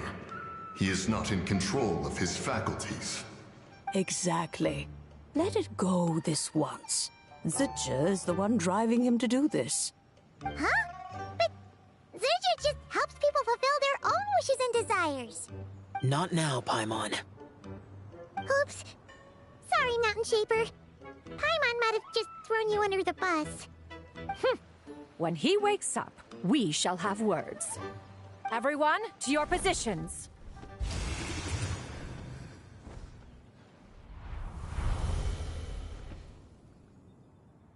Be careful. A pest? I must catch it. Again! Oh, young one, it is you. Don't tell me. Cloud Retainer sent you? Ha! Such brazen insolence. Such presumption. Such boundless avarice. That wretched adept's impudence knows no end. If she dares lay a finger on my garden, I shall smash her cuisine machine to pieces. You think I am one to fold so easily?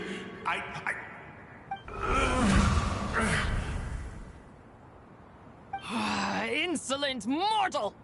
Time and again, you interfere in that which is beyond you. You make it exceedingly difficult to contain my rage. You have no conception of that which you seek. It is forbidden! You know nothing of my past.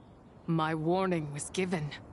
The cost entwined with this is beyond what you can bear.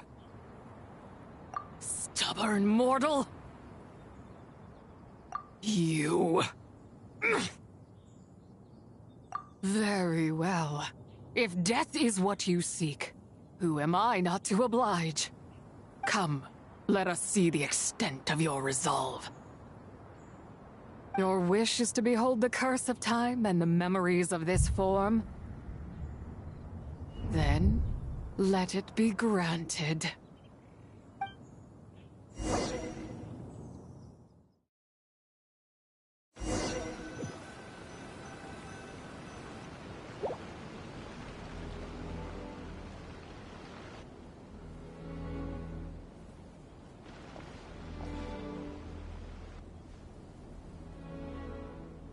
You who seek death, stand before me. My prison. I was merely a trace of impure energy within Zapai's immortal body. When her soul was shattered, it should have been the end of me. But then, the one who governs time descended from on high and froze the moment of her death. And so, I remain in this world, unable to find release.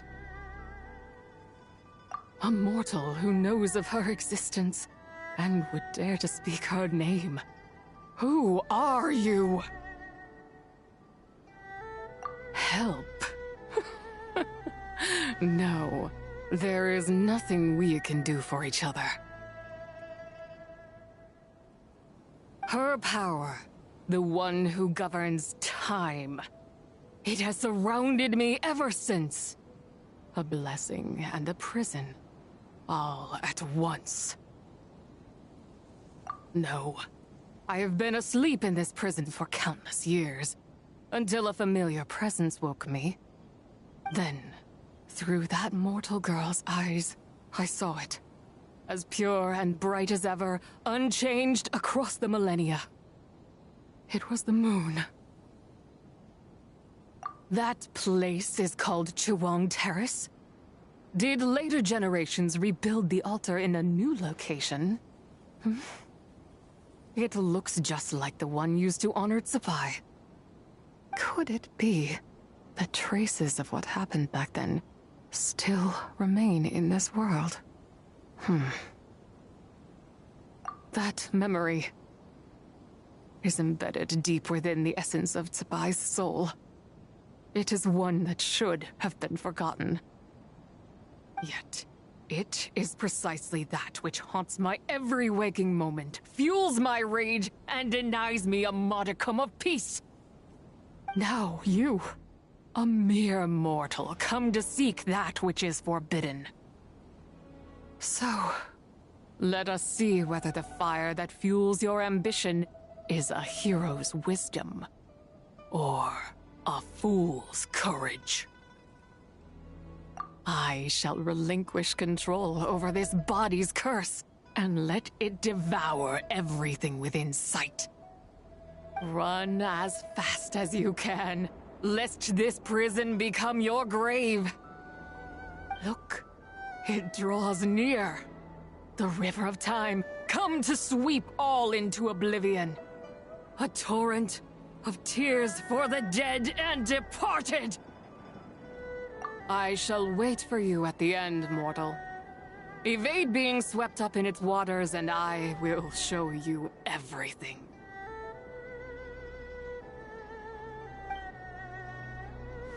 Fail. And we shall sink into oblivion together.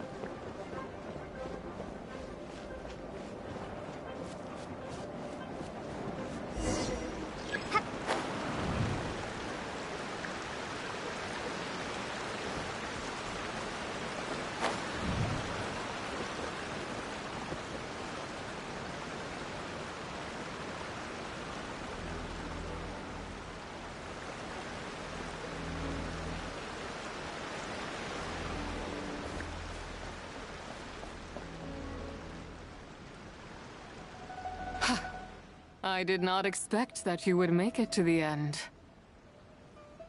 Yes, it would seem even time cannot hold you back. In that case, perhaps this truth is one you can bear. Come, let your wish be granted.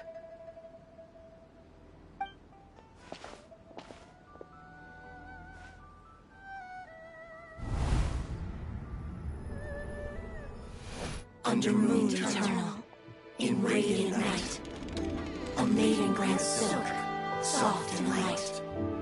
Under moon iridescent, in night divine, a maiden grants fiber for cloth so fine. Under moon of frost, in night so great, a maiden grants tools to divine our fate. What are Mom and Dad doing? Shh, just make a wish. The kind Adeptus on the moon is listening.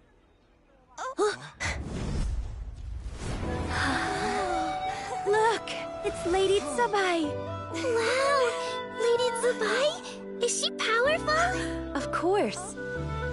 She taught us how to grow grain and beans, millet and rice, how to peel hemp and reel silk, spin thread and weave cloth, how to cut stone and build houses, cast bronze and forge tools. According to Mom and Dad, the Adeptus Tsubai is the god of soil and grain, who blesses our land and its crops. Huh? Lady Tsubai's leaving. It's all right. We just have to wait till next year. She'll be back.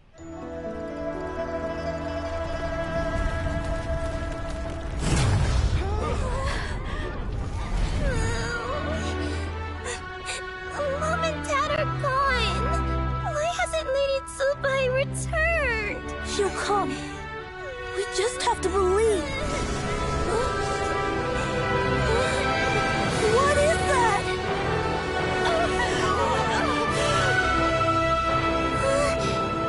Lady Tsubai abandoned us. All places tainted by the abyss need to be purified. That includes Long Gone. And what of its people? You know what will happen.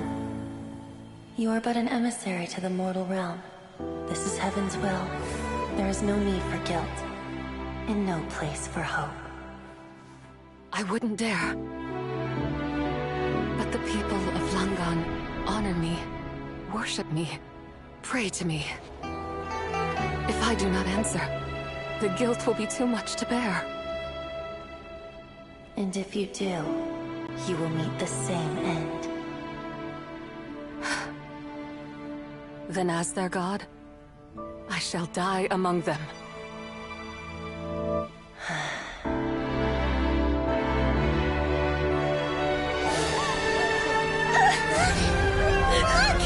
Lady Tsubai came to save us!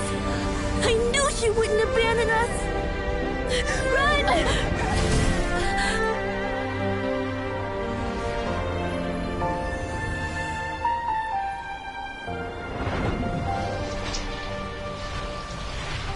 You have done enough.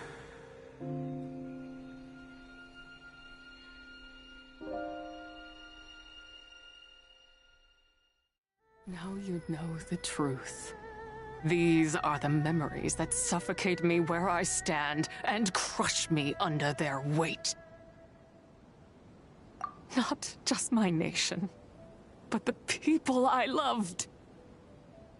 Were it within my power, I would ignite a blaze fierce enough to burn a hole through the heavens themselves. It was a time of war, one that ravaged heaven and earth.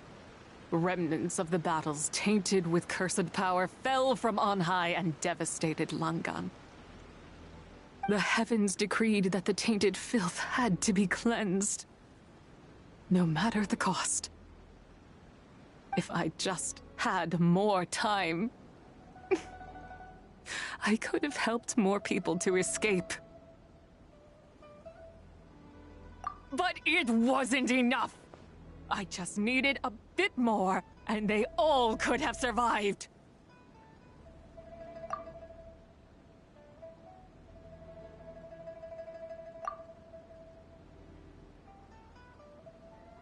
I never imagined there would come a day where I found peace.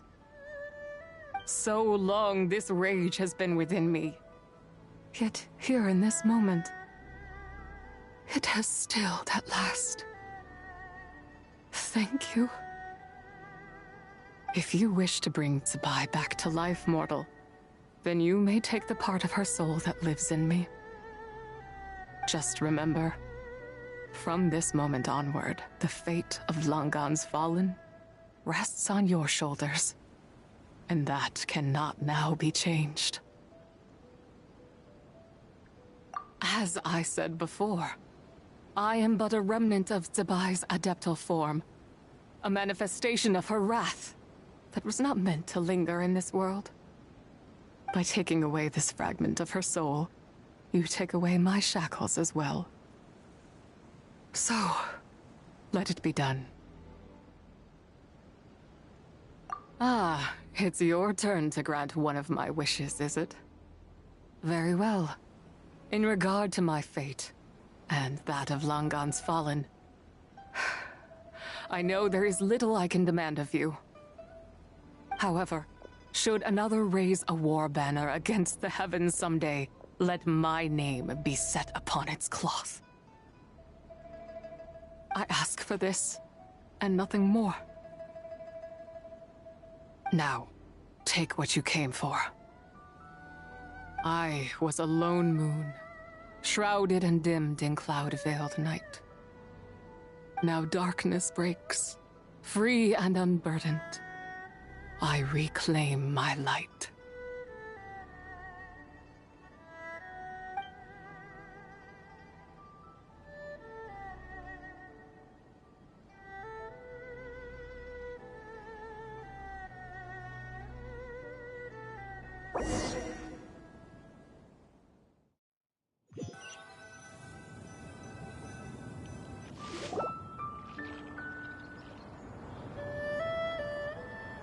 You think I am one to fold so easily? Ah, young one. What brings you here? My, what exquisite mint seedlings. Was it you who planted them? I had not taken you for one so versed in the horticultural arts. I must insist that you visit Mount Hulao. There is much we could learn from one another. Ah, but this is Cloud Retainer's abode. She does not appreciate the verdant wonder that is mint. We should leave at once. If she sees us here, there is little I can do to protect you. You weren't? Was it Mooncarver then?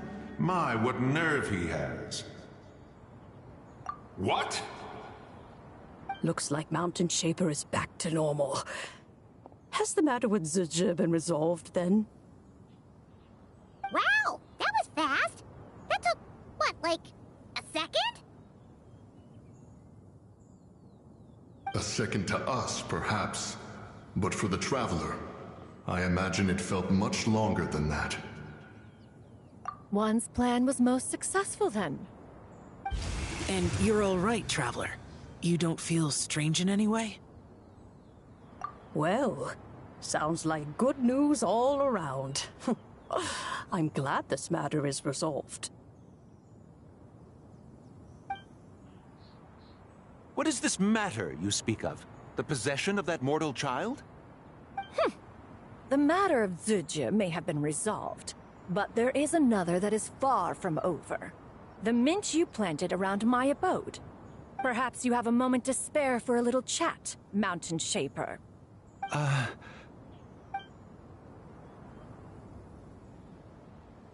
You seem reluctant to talk in detail about what happened with Zizhi.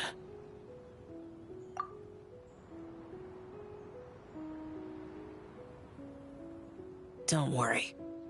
I won't ask you to reveal her secrets to me. And I doubt the other Adepti will either. Huh? You don't want to know what happened? The expression on your face. I know it well, Traveler. It's one I've seen Rex Lapis wear on many occasions. Whatever you learned, it must be too heavy to share.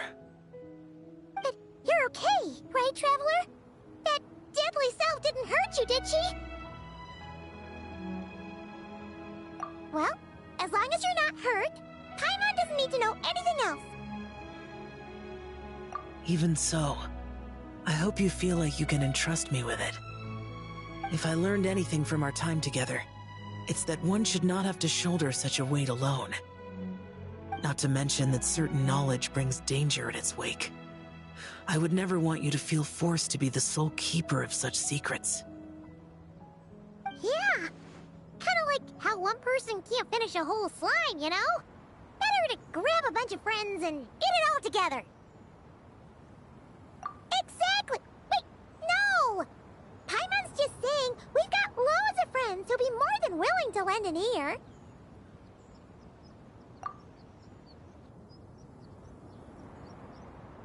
I never knew there was such a tragic chapter in the ancient past of this land. So, the people of that nation worship the White Horse Adeptus as the god of soil and grain. It would seem, then, that Rex Lapis had a similar reason for withholding the details of his recent trip. I've often wondered if he had companions to stand by him before we met, or if he was forced to face things alone. Regardless, Lantern Rite takes place in 2 days. Let's meet back up again there. If there's no news of Rex Lapis by then, we'll have to come up with a plan. Fingers crossed it all goes well.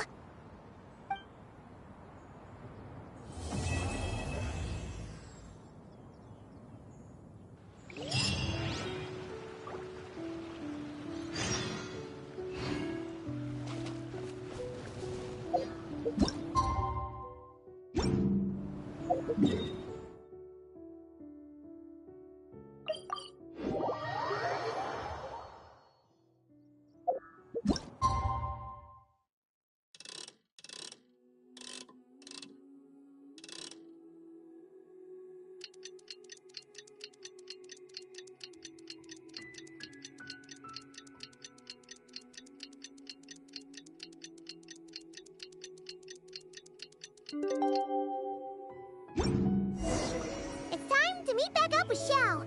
Let's head to Mount Outsong.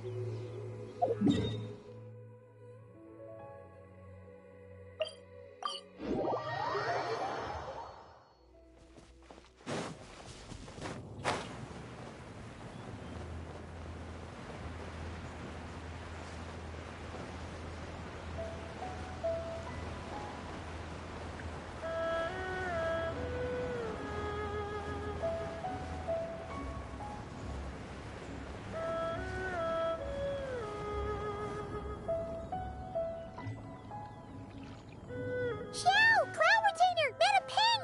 We're here! Any news on Zhongli? Wait, are we missing 2 Adepti? Well, Shenyun banned Mountain Shaper from Mount Outsong for 3 days. Oh, and what about Mooncarver? The scheme to plant mint in one's abode was one those 2 fools devised together? And when it comes to punishment, one does not discriminate. His banishment ends in 3 days as well. Wow, that's pretty harsh, Cloud Retainer. Let's get down to business. We have news of Rex Lapis. Huh? Isn't that...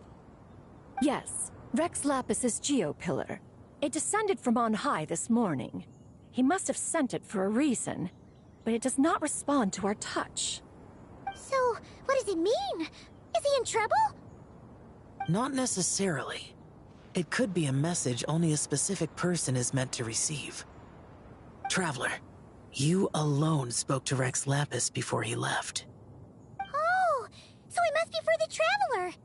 Give it a try.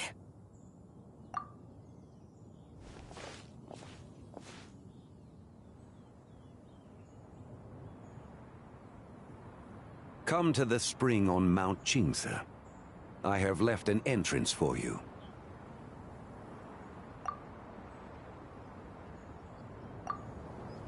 Well? Just as one surmised, it seems that Rex Lapis will not countenance our involvement in this matter. That would not surprise me in the slightest. He's always had a soft spot for the Traveler, after all. But be that as it may, we have served Rex Lapis for millennia now. In other words, I'm sure this has nothing to do with favoritism. He's probably just trying to protect us. That's right. So you mustn't let your guard down, even if Rex Lapis is by your side.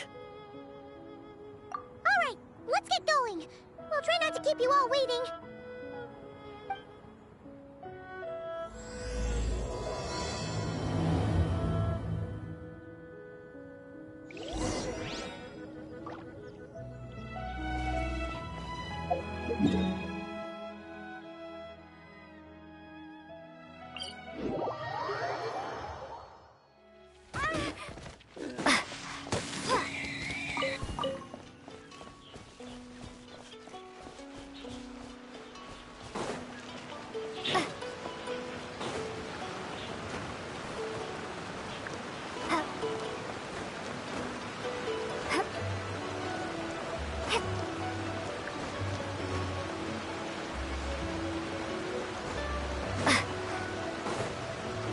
Keep your eyes peeled. They should be around here somewhere.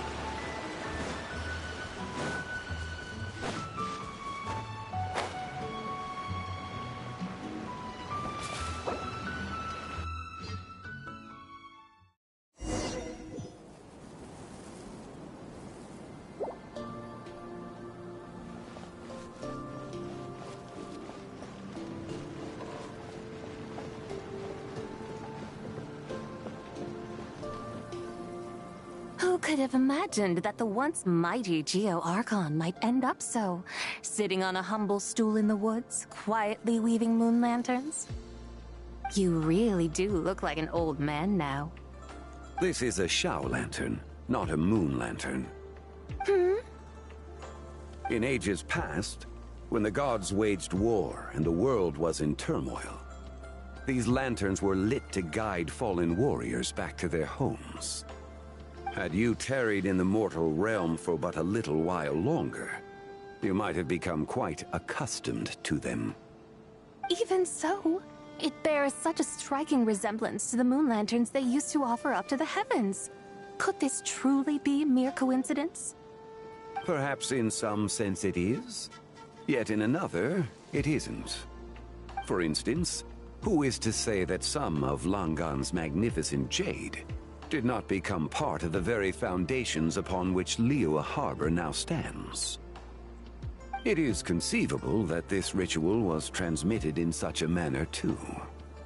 Now, let's not let ourselves get carried away. For all its splendor, do not forget that, in the end, even Langan could not escape its heaven-sent fate. Alas, it is just a pity that the little creatures of this world may never again lift their eyes to the moon, even should misfortune befall them. But you, Geo-Lord, now that you rule this realm, why take the trouble, not to mention the risk, to visit one who bears such profound guilt as I? Are you not afraid that you might be sullied by the curse of time that was laid upon me? There is no risk to speak of. At least, not in comparison to that which you took when you defied the heavens all that time ago. As I have stated, time and again, it was not I who defied the heavens. Geo-Lord, the ancient affairs of Langan have nothing to do with me, for I am but one of her deadly selves, severed before her demise. My name is not Zibai, but Zichao. Surely you did not take us for one and the same, solely on the basis that we may all assume the form of white horses? Sorry to break it to you, but you seem to have found yourself the wrong white horse. Anyway, do tell me, what urgent matter brings you here? Very well then. I have come to ask for Zibai's shade. Oh? So, the Geo-Lord has set his sights upon Zibai's human soul. And what is it that you intend to do with it? The world outside is changing. With the new moon's birth, the confines of the Shadow Moon are gradually disintegrating. In other words, the heavenly soul is set to return. Consequently, strange phenomena have manifested within Longon's former domain, leading to the earthly soul's reappearance as well. The last of the trio, the human soul, is in your possession. Most intriguing. My intention is to gather all three together, so that an old friend may finally make her return. I must admit, it seems that some remarkable affairs are coming to pass in the outside world. Yet there is one thing you seem to have overlooked, Lord of Geo. Back in the day, it was you that freed me from that painting. And afterwards, I took up arms in your name. Together we first subdued Chenyu Vale, then brought peace to Mount Qingse. It was for this cause that the contract between us was made. But now that the debt has been repaid, what cause have you to expect my aid? Zibai and I have long been friends. Given not only that you were manifested from a corrupt desire within her divine form, but that you also possess a fragment of her soul, how can you purport to be the wrong White Horse? I think you'll find that we are now as separate and distinct as any two beings ever were. What once shone with radiant purity has long become dust. What you see is no longer what it was. Oh, great Lord of Geo. Should this still be unclear to you, I bid you take your leave. It seems that the fault lies in my own lack of consideration. As you wish. I shall let this matter rest. Wait! One moment, if you will. Should this not be your opportunity to propose a new contract? The part where you make me an offer I simply couldn't refuse? Even those puny mortals know how to haggle when striking their bargains. Should you, the famed god of contracts, not likewise strive for success through negotiation? Come now, enough with the posturing. It's time to name your price. Very well. I had, in truth, prepared a new contract for your consideration. I knew you would not come before me unprepared. Yet, you should know that I want for nothing, for I live in the mountains, carefree and untroubled. Occasionally, I even find sport in teasing the mortals who stumble into my presence. Then why persist in telling them those ancient stories? I speak of what transpired before the sky collapsed and the earth sank into itself. That is merely my way of passing the time. And what of it? Would any believe, much less remember, the ramblings of a mountain hermit? Those tales have long since spread throughout the mortal realm. Who? Should my words prove insufficient, I invite you to see the world for yourself. To this end, I have found you a pair of trusty guides. The Lantern Rite is presently underway in Liyue, and should prove quite intriguing for you. So this, then, is the contract you have prepared for me? Indeed it is. Think of it as a contract for a one-day festive excursion. Surely you do not hope to offer this in exchange for Tsubai's shade. The foundation of my very existence for a little excursion seems a little steep, wouldn't you say? Why not see for yourself? You can always decide afterwards. The final determination, of course, shall rest with you. Is that so? Then perhaps this deal might not be entirely off the table after all. Where then are these guides of which you speak? Hey, it's Xiangli! Oh, we've been looking for you everywhere. We thought you might have gone missing. You're here.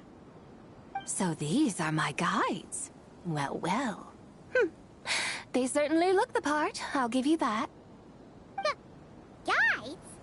Oh, you poor innocent little creatures. The benevolent Lord of Geo has soaked you to me, which means that for the rest of this day, you belong to me. Sold us to you? Just what have you gotten us into, Zhongli? The situation is not quite as dire as that would sound.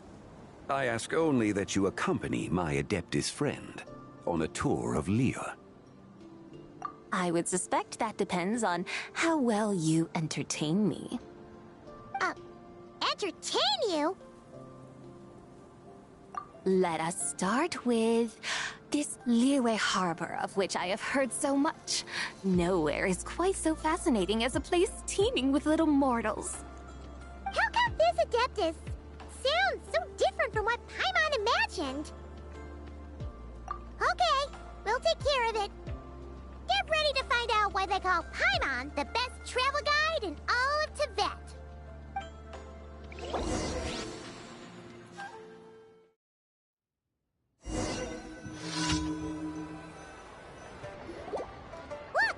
We've arrived at Liyue Harbor. Not only is it Tibet's busiest port, it's also the beating heart of Liyue. So, dear Madam Adeptus, where would you like to go first? With humble fare and wine to sip, in comfort clothed and soul at ease, one eats, and all the heart's ills cease. So we're heading straight for the good stuff? Well, you're in luck, because Paimon's an expert when it comes to food. There are two main cooking styles in Liyue. Li cuisine, which is all about mountain delicacies, and Yue cuisine, which is centered on seafood. The most famous restaurants are Liyue Pavilion and Shinyue Kiosk. Oh, now Paimon's starting to drool. Yes, sir. Only option is to go try them both. 2 meals back to back. Both sound like excellent options to me. Are these the kind of establishments that most people might visit on a regular basis? Not exactly. Both Li cuisine and Yue cuisine are known for their pricey ingredients. Definitely not what you'd call the budget options. But don't you worry about that. Just think of it as Zhongli's little treat. Come on! Aren't you supposed to be pals with Hu Tao? I'm unsure we can afford to spend a little more of her mora at least. Hey! All Paimon wants is to provide our Adeptus with the best possible experience here. Don't you want that too? Both certainly sound like worthy choices. Just now, though, I happened to see a porter pass this way. Where might individuals like him go to eat? A hungry porter, huh? Oh! Paimon knows just the place! Yep. Nothing fancy schmancy there. Just tasty dishes made with simple ingredients in a variety of different styles. Most importantly, it's great value for money, too. No wonder everyone loves it, huh? Oh, and the owner happens to be a good friend of ours, too. One mean restaurant. Yes, even the name itself feels lively and down to earth. All right, let's make it our first stop. Yippee! That's a great choice, too. Alrighty, let's head over there right away. Paimon can't wait to dig in. Wamin Restaurant, here we come.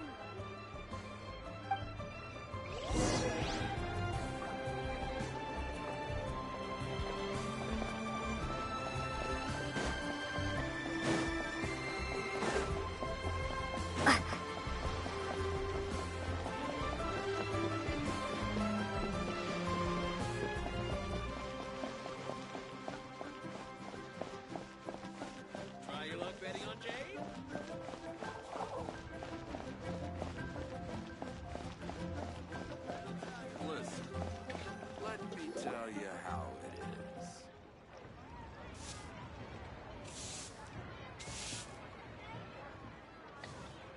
Xiangling! Chef Mel! We're here! Oh, hello there. What a surprise to see you two. Welcome, welcome. Hey there, Traveler and Paimon. We're a little busy today, so grab a table while you still can. But I don't think I've met this lady before. Is she a new friend? You could say that. Oh, I see. Well, hey there. A friend of the Traveler's a friend of mine, too. Don't worry, we'll take good care of you. Just order whatever you want, it's on the house. By the way, I'm Zhangling. I cook here at Wanmin Restaurant.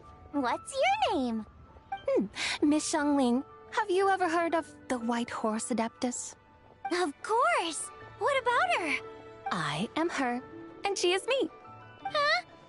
You mean you're an Adeptus?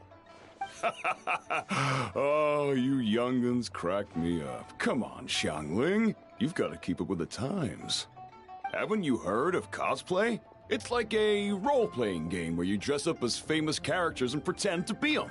Seriously, it's all the rage, and it looks like this young lady is quite the expert. Your friends sure keep their fingers on the pulse, huh, Traveler? Wow, Dad. Didn't know you were so tuned in. But how come I haven't heard about it? You gotta listen to our customers. Didn't I tell you to spend less time chasing after wild vegetables and more time making friends? You're even more out of touch than I am. Hey, I like making friends too. Isn't that what I'm doing right now? Anyway, even if it is just a costume, is it alright if I still call you White Horse Adeptus? Of course it's alright, because that's exactly who I am. Okay. I can see you're really committed to the role. How about I call you the real White Horse Adeptus instead? In that case, you can call Paimon the real Traveler. Yeah, right. You could have at least switched outfits. Puny mortals. Nevertheless, I suppose it might be amusing to indulge in your little charade for a while, at least. All right, go grab yourselves a table. I'll come take your order in a bit.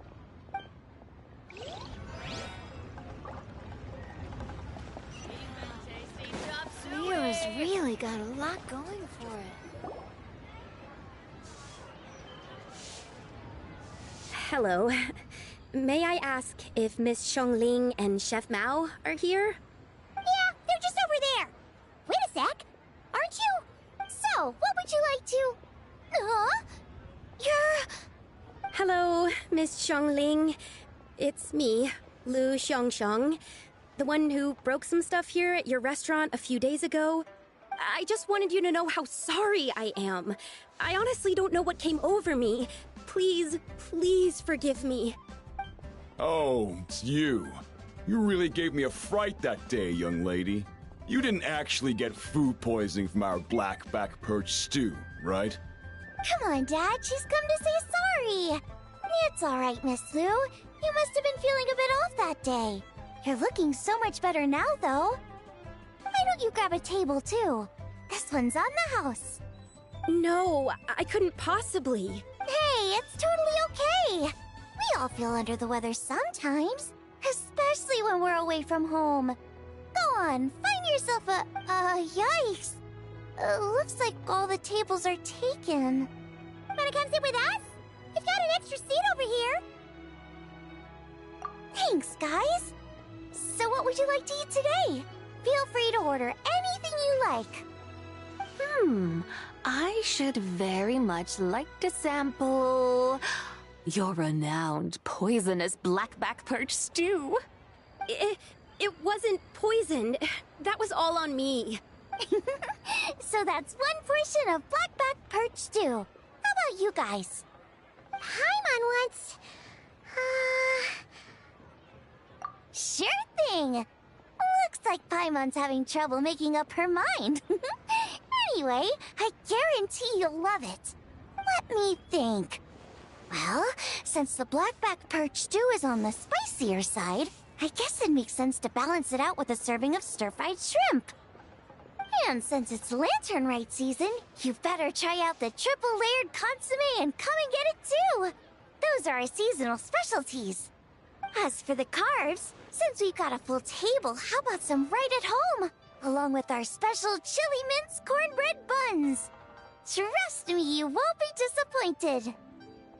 Then for dessert, I'll whip you up some Lucky Snow Delight. I just came up with it a few days ago, and I can't wait for you to try it. Wow! Sounds like quite the feast! Looks like Paimon's in luck today! Am I the only one who thinks that's way too much? Not at all. Don't worry, I know what I'm doing. And to top it all off, our star dish, Adeptus Temptation. You should know that we don't often serve this here at Wanmin Restaurant. But since this is my first time cooking for the White Horse Adeptus, I'm pulling out all the stops. Okie dokie, just sit back and relax. I'll have your dishes out in no time. Hold on. Did I just hear Miss Xiangling mention the White Horse Adeptus? You did indeed. And you're looking right at her. That's a joke, by the way. She's cosplaying. Oh, I see. Phew, almost believed you there for a moment. Tell me, little one, what business might you have with the White Horse Adeptus? It's a long story.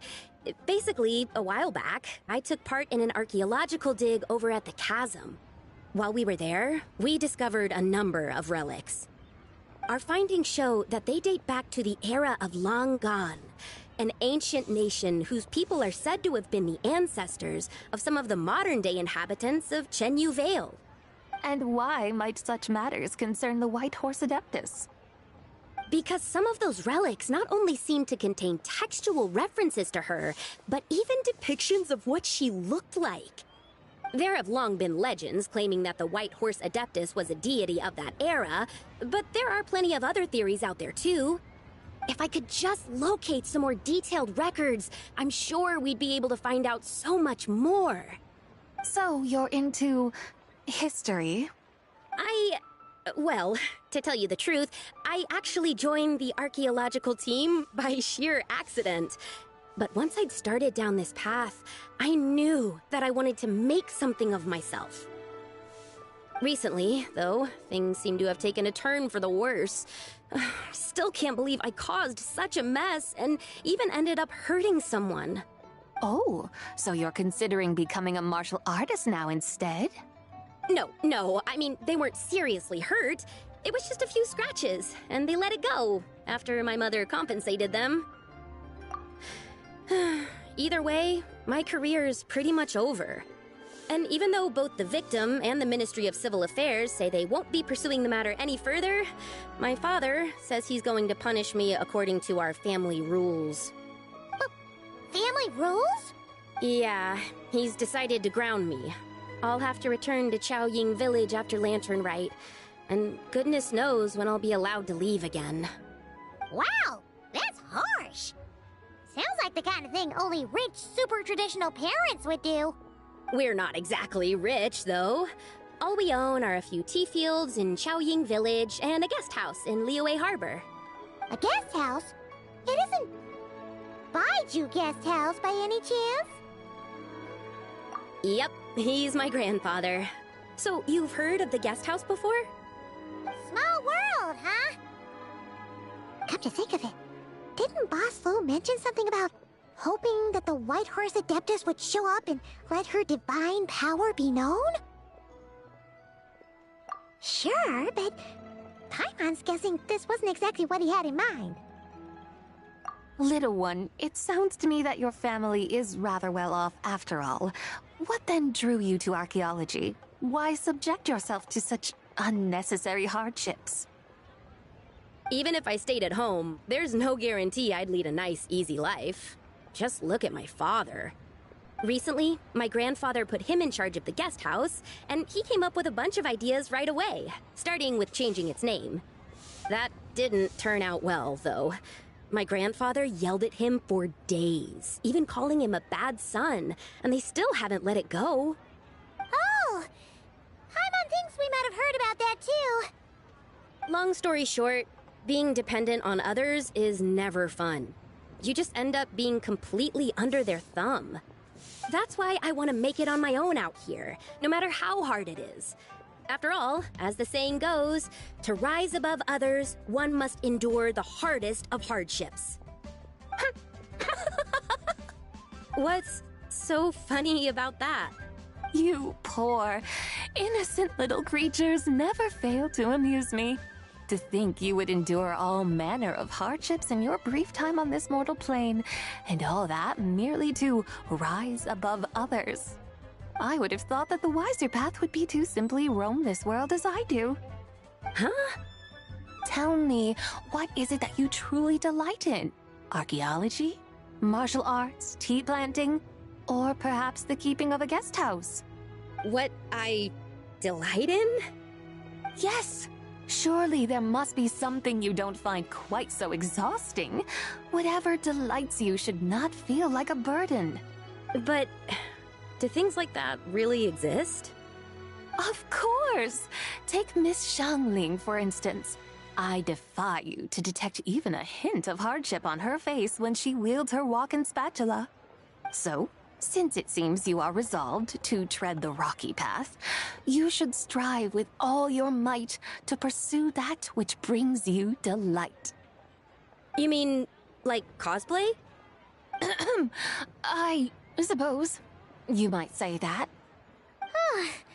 Looks like the White Horse Adeptus is really getting into her role. I think I get what you mean then. Maybe I should have a chat with Miss Xiangling before I head home. Okay, everyone. Sorry to keep you waiting. Here's your food. Wow. It all smells so good. Oh, finally! I get to try that famous poisonous stew. Hey! Didn't you hear what Shang said? It wasn't the stew. If anyone's to blame, it's that other you. What's up?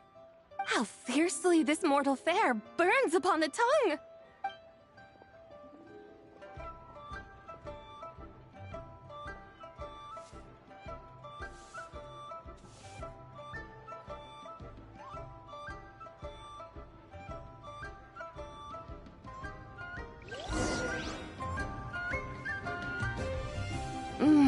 Most satisfying as poisonous stews go. So, where to now? Time, I think, to seek out some diversion? Oh, there's plenty of entertainment options in Liyue. Paimon will tell you that. The locals like to drink tea, walk their pets, play chess, watch operas, attend storytelling performances. Storytelling performances? You know, like listening to people telling stories. They're usually based on old Liyue legends, just like their operas. Stuff like The Divine Damsel of Devastation, Through the Eyes of a Dragon, or The Sanctification of Tao Do. What about the story of the bright moon that sits in the sky above us? Paimon doesn't think she's heard that one. Still, the moon does come up quite a lot. It's even in the name itself. The Yue in Liyue actually means moon. Since we're on the subject, you like telling stories yourself, right? Why don't we go check it out? In that case, I'll have to trouble the two of you to lead the way. Awesome! Let's go! Third round knockout, here we come!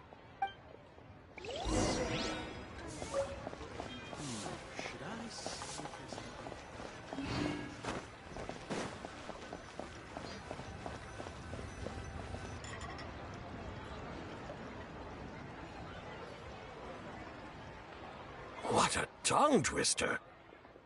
I'd have made a complete fool of myself if I tried to say it on stage without practicing it first. Huh. Call yourself Iron Tongue, Tien. Wobbly Tongue, Tien, more like. I used to have that problem a lot. But if you just take your time to grasp the meaning and commit it to memory, you'll be able to say it smoothly in no time. You're right, Miss Yoon. I'll give it another try. Hey, Yunchin! Fancy seeing you here! What are you two talking about? Ah, Traveler and Paimon, we meet again. And who, may I ask, is this? You may call me the White Horse Adeptus. The White Horse Adeptus? She's not really an Adeptus. I see. Well, it certainly looks like a lot of fun. Oh, funny you mention it. This type of thing is actually something I'm quite familiar with. Once, to perform Through the Eyes of a Dragon, I decided to imagine that I was Rex Lapis himself. It was the only way to truly inhabit his mindset and understand his resolve to quell those demons. Sounds like you just wanted an excuse to feel all big and powerful. Hey, that's... You just don't understand how inspiration works. You're one to talk. Paimon's traveled all over with the Traveler, and she's seen things that would make your jaw drop. All right, then. Since you claim to be so knowledgeable, why don't you prove it by reciting an ancient poem? An ancient poem? Which one? Ha! See? You mean to tell me you've never even heard of the ancient poem called An Ancient Poem? What kind of a title is that? Quit teasing, Paimon. We only just found out about that ourselves. He's talking about the writing on those ancient relics. When we first saw it, we couldn't figure out what it all meant. So in the meantime, we decided to just refer to it as an ancient poem. However, thanks to the painstaking work of the scholars who were tasked with decoding it, it seems like that's exactly what it was. Or rather, an ode offered in veneration of the moon and the White Horse Adeptus. Oh yeah! Didn't Kuching mention that before? It's got something to do with Longon, right? That is correct. The Ministry of Civil Affairs has issued a notice stating that, although it is true that the moon may disappear tonight, we should be in no danger. In other words, there's nothing to fear. But if you're worried, we can always take a leaf from the Book of the Ancients. By reciting this poem, I mean, and calling for the White Horse Adeptus' aid. If we do that, I'm certain she'll protect our moon and keep us safe. Whoa, seriously? Paimon has to get a look at this.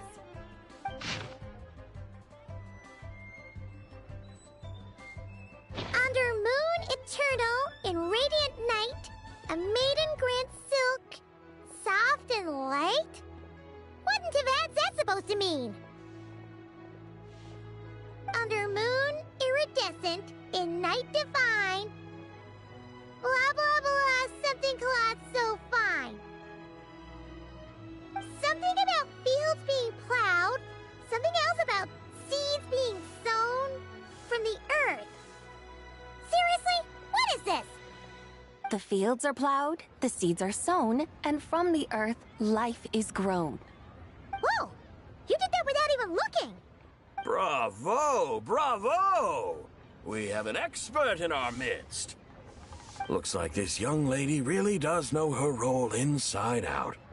If I didn't know any better, I'd have taken her for the real deal. That's because I am the real deal. That's the spirit.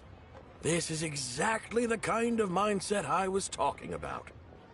Behold, mortals, I am none other than the indomitable Rex Lapis himself. Kneel before my godly splendor. Believe me, young lady, I know exactly why you do it. Back in the day, I was just like you. I must say you are rather amusing as mortals go. Miss White Horse Adeptus, it is a great pleasure to make your acquaintance today. I have some questions regarding the poem, and I was wondering, perhaps, if you might be able to shed some light on it? You want me to explain the full meaning of its verses? Your guidance would be much appreciated.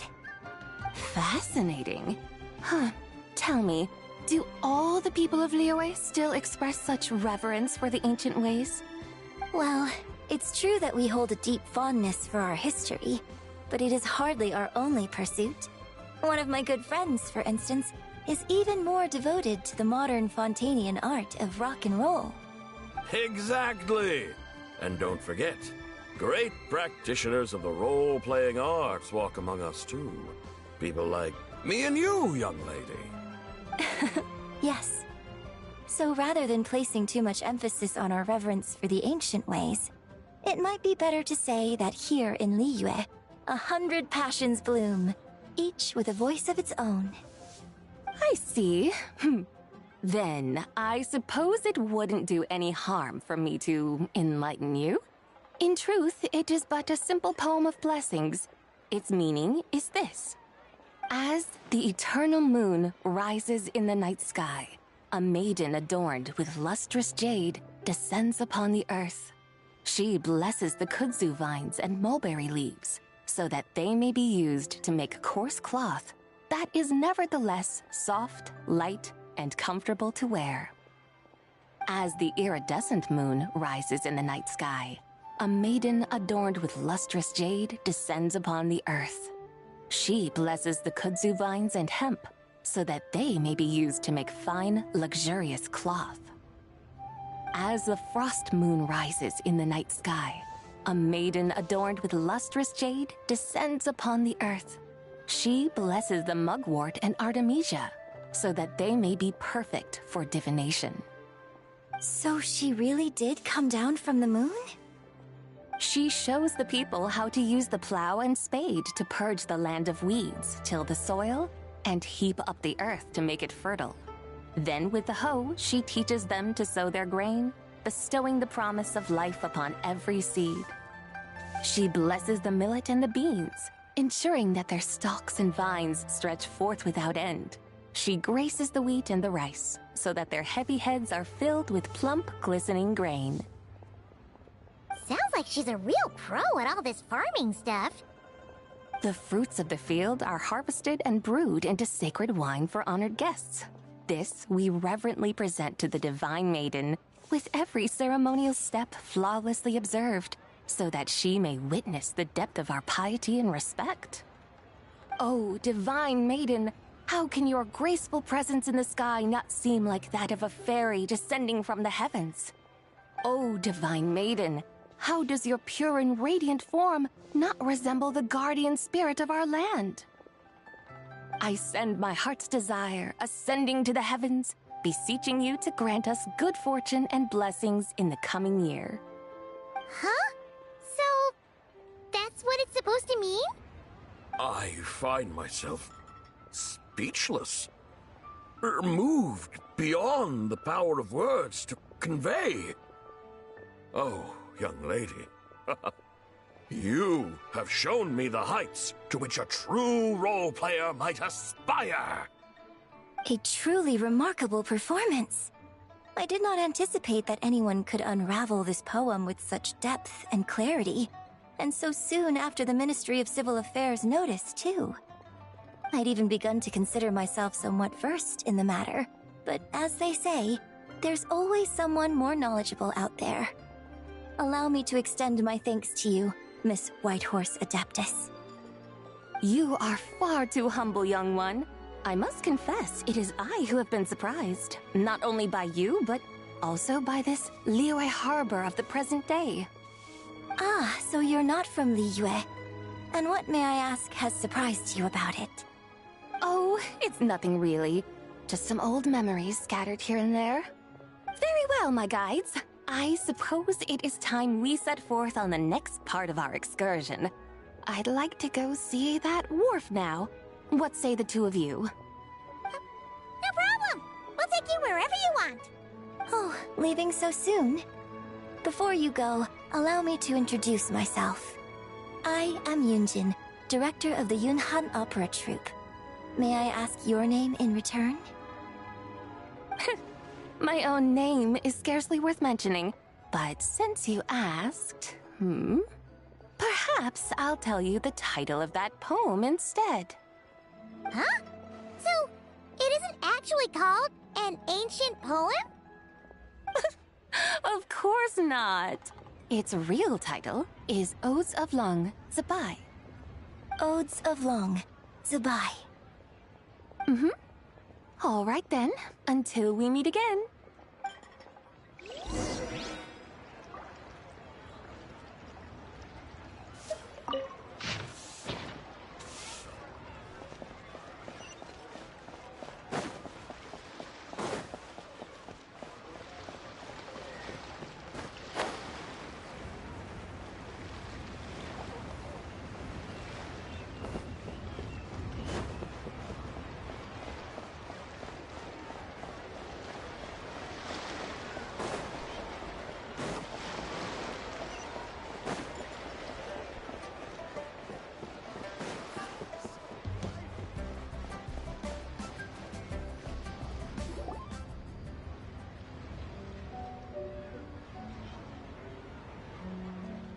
Ganyu! I almost forgot to mention.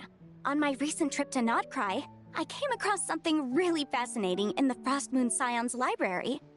I found records in their collection of another divine envoy living on the moon. A divine envoy on the moon? You don't think it could have been referring to the White Horse Adeptus too, do you? No way to say for sure. Still, the similarities between our legends are intriguing, to say the least. Isn't it amazing? Especially when you consider how far apart we are. It truly is. We might live in different lands, but when we look up at the night sky, we all see the same moon and stars. Right? It's like we're all bound together, no matter where we are. When you think of it like that, it's almost as if our friends from other nations will be right here celebrating with us. Isn't that a wonderful thought? No wonder you were so excited to go see the giant lantern when you first got back. Sounds like you're a real fan of the White Horse Adeptus, huh? I guess you could say that. Just a pity she's so elusive. Even Granny's never met her, you know? Maybe she really is just a legend after all. Hey, Yanfei and Ganyu! Trust, Paimon. The White Horse Adeptus is as real can be. Huh? Oh, look! It's the Traveler and Paimon! Feels like I haven't seen you two in, like, forever. Happy Lantern Rite. It's so good to see you again. Hey, you two. Happy Lantern Rite. Did I hear you right just now, Paimon? Does that mean you've actually seen the White Horse Adeptus? She has indeed. And now, so have you. Huh? And you are? Why, who else? The White Horse Adeptus, of course. Could you maybe start with something else next time?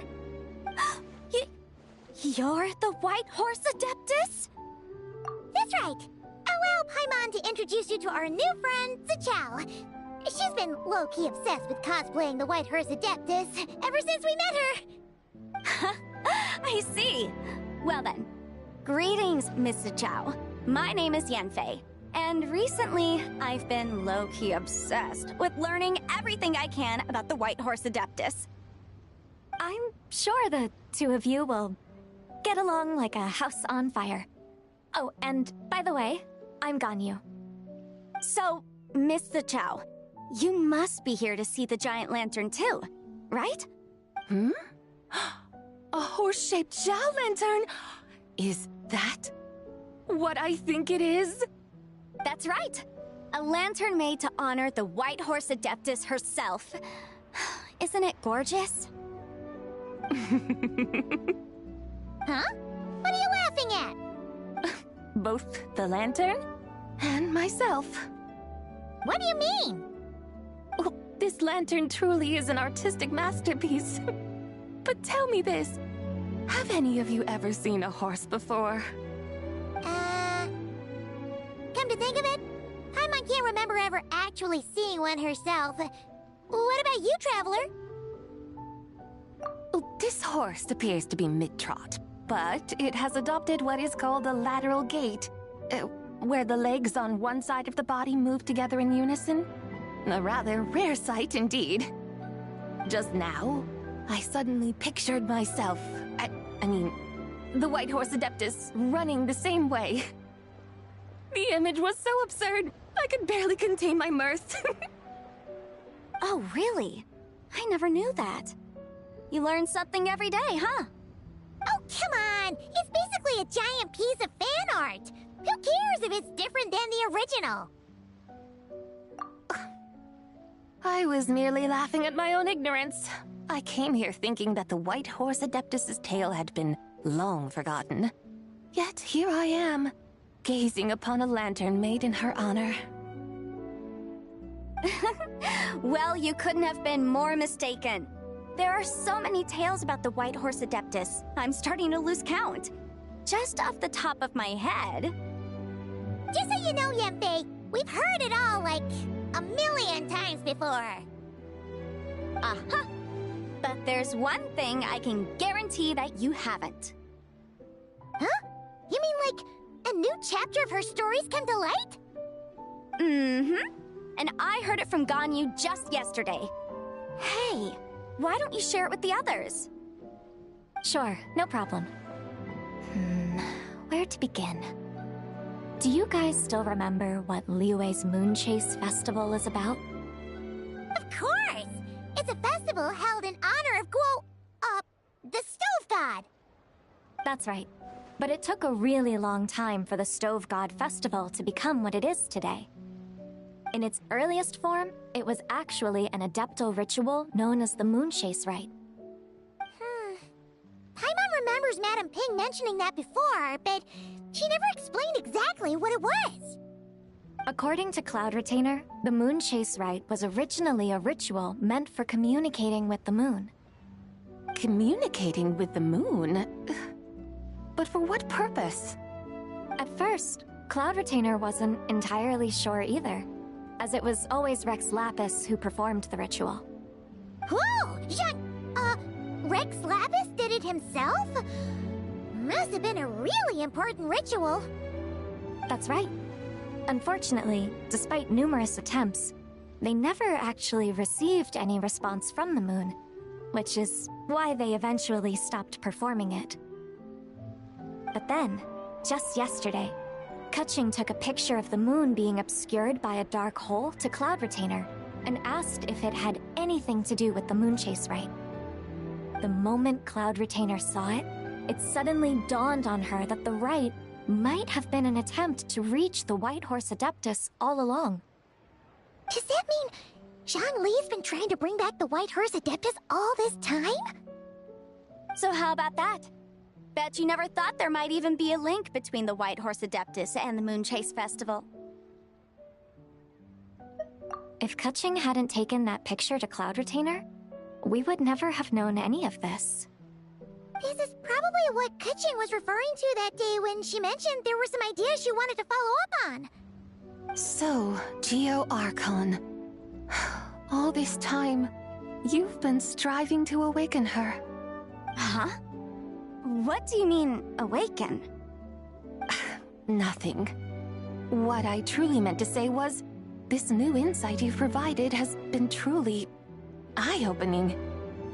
Oh, by the way, my trusty guides, I've been meaning to ask, where in Liyue Harbor might one enjoy an expansive scenic view? Huh? We're off to the next stop already? But Paimon's barely done digesting that lore bomb just now. All the more reason to find the right spot to let it sink in. Oh, so that's what you're up to. A tour of Liyue Harbor?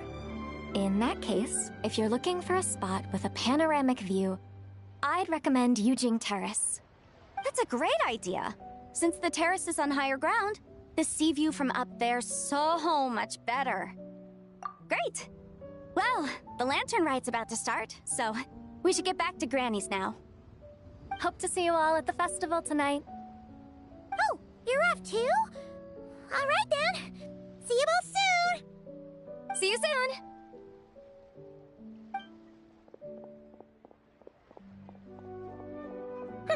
Very well, my guides. What are we waiting for? Okay, you're the boss. Yujing Terrace it is. After all, the customer's always right.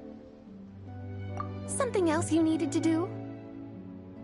Oh, Paimon likes that idea. And what, may I ask, is a photo? It's this awesome invention that lets you record moments in the blink of an eye. Except, you've gotta try not to actually blink. Oh? What must I do in preparation then? Nothing. All you gotta do is choose a pose. The Traveler will handle everything else.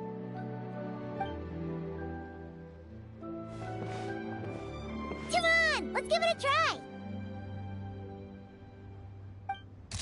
Look, we got a great picture. Paimon's gonna call it The White Horse Adeptus Meets the White Horse Adeptus in Liyue Harbor. Huh. They've even discovered a way to preserve moments in time. Now I truly am curious to witness what else these mortals might accomplish. Very well. let us proceed. Eugene Terrace lies in that direction, does it not? Hey, wait for us!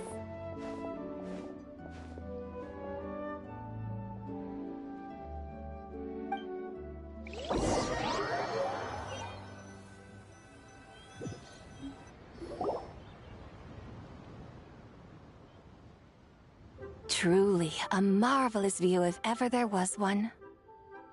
It seems the charm of this Liyue harbor is only heightened by the sun's dying light. And soon, people will start releasing their shell lanterns to mark the most important day of the year. Practically everyone will be with their friends and family, eating a big meal, chatting, and even setting off fireworks. Trust Paimon, it'll look even more amazing then. What do you say? Want to stay to see that? No need. Let us bring this weary day to a close. Weary day? You mean, you didn't enjoy your tour? I had imagined you would arrange for me to witness some grand spectacle. Perhaps the descent of divine beings, the manifestation of the sacred before mortal eyes, or the appearance of a selfless hero come to aid the helpless and downtrodden. Or, should that not come to pass, then at the very least, spend a little more coin. For that, it seems, is how one finds true enjoyment. Alas, but there was none of these. Instead, we merely filled our bellies, listened to tales, and gazed upon a crude imitation of my likeness. And now the sun begins its descent. What a day of quiet tedium. Well, we're so sorry. If we'd known that was what you wanted, we'd have done it all differently. It's all that Zhang Li's fault for not making the customer's requirements clear. Well, it's too late now. Do you still believe I would part with that soul fragment, now so intertwined with my very being? But... I knew you were the more astute of the pair. Huh? You were just trying to scare Paimon? It seems the realm of the Geo-Archon has a way of making one more stony-faced. So, you were just pulling Paimon's leg? Of course. I was merely engaging in a little banter with the two of you. Long ago, I shared tales with various mortals who chanced upon my mountain abode. Never did I imagine that those stories would endure. It seems I greatly underestimated them. Perhaps, as your Geolord said, a few pieces of ancient Langan's magnificent jade have truly become part of the very foundation of this land. So, you've decided to help us? Again, that goes without saying. I made up my mind some time ago now. When I beheld a rather intriguing scene as I set foot in this city, I saw porters passing through the alleys, setting down heavy wooden crates from their weary shoulders, peddlers pushing carts as the kites and lanterns upon them rustled gently in the breeze. I saw cooks cooking, actors acting, scholars reading, soldiers marching, children playing, elders resting, officials officiating, and the common folk absorbed in this or that, reveling in the simple joys of life. Some, it seems, have already found that which stirs their hearts, while others continue to fret, troubled by uncertain futures. Yet, in this gentle and serene order, each holds fast to their anticipation, not only for the celebrations to come, but also for the first light of the morrow. Scenes I once yearned to behold now unfold before me, no longer in Langan, but in Liyue Harbor, thousands of years on. How wondrous is this mortal realm! Thank you, Whitehorse Adeptus! Thank you so much! Adeptus, Adepti, perhaps the singular art in which we are truly proficient is that of sequestering ourselves within the high mountains. But once we leave our mountain refuge, we find ourselves drawn back to mortal ways all the same. So, it is I who should offer my thanks to the two of you. Traveler, Paimon, You have made this day more delightful than any I've known in a long, long time. Come now, and take what it is you need. You mean, like, right now? But don't you think we should wait for Zhangli? That won't be necessary. All things shall meet again in their time, for the waters know no rest, and the flowers their appointed season. One need not fear that life is but a journey of goodbyes.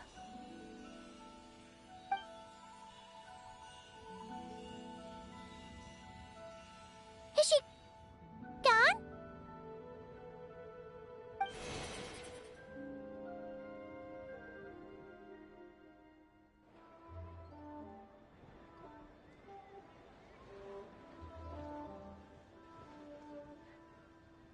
Yes, she's gone. A deadly self is formed from the body's impure vapors, so naturally it cannot survive long in this world. Had it not been sustained by the remnant of Zibai's soul, it would have faded away a long time past. Now that the remnant is gone, it has severed its ties to the mortal world. Zhangli! When did you get here? A while ago. I would have thought you'd at least want to say goodbye. Though mountains endure, the ceaseless waters will, at last, wear away their sharp edges. Thus must I meet the marks wrought upon her by the ruler of time with great caution.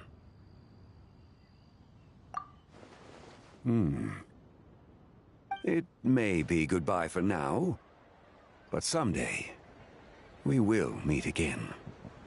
Really? And when might that be? Who can say for sure? Years and years from now, perhaps. Or maybe tonight, at the Lantern Rite. Are you saying that if the White Horse Adeptus were to be resurrected, she'd still have the memories of the three deadly selves? That she'd still remember us? We will find out soon enough.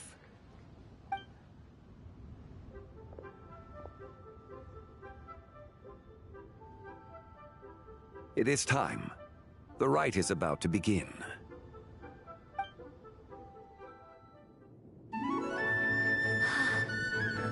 The rite is about to begin. Is the moon really gonna disappear? Got your lanterns ready, everyone? All set. Might be about time to put eyes to the sky. Wouldn't you say, Tianquan? Look!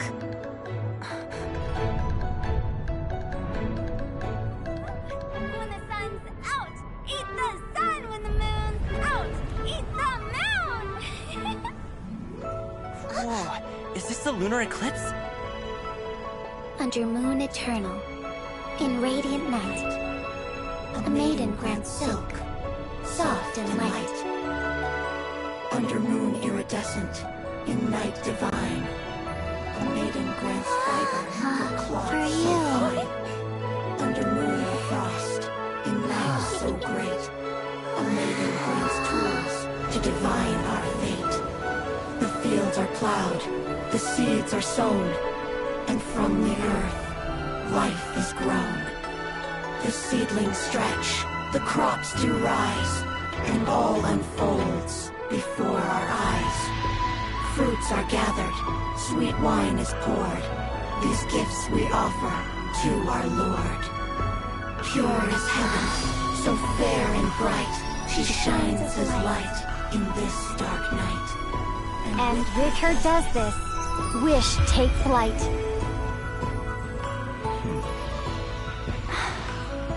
Devoted soul, scattered and unbound. Let this lantern guide you home. By its light be found.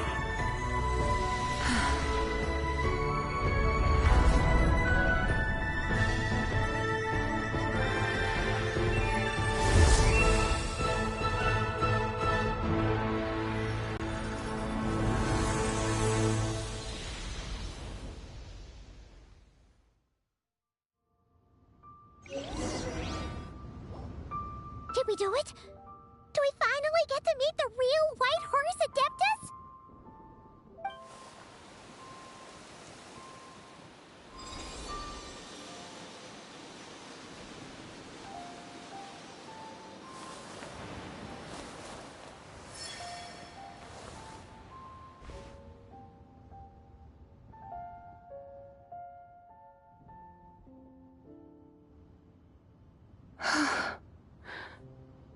This place. Where am I? A familiar land, now known by the name of Liyue. Liyue? The peaks adorn the clouded moon. Then, who might you be? Oh no! She seems to have lost all her memories after all. And those countless lights in the sky. What are they? These lights, each like a dwelling in glad accord, usher in this day of joyous rebirth. And whose rebirth might that be? That of my old friend, Zibai. Zibai? Yeah, that's you! Don't you remember anything at all? That's... me? Oh, yes. The envoy of the Lunar Palace. My name is Zibai, indeed. Then you must be... the Lord of Geo, Heaven's Star. Many years have passed since we last saw one another. Zibai, my friend. Welcome home. Home? But why does this place, this Liyue, feel at once so strange, and yet so familiar? Who you are? Who are you?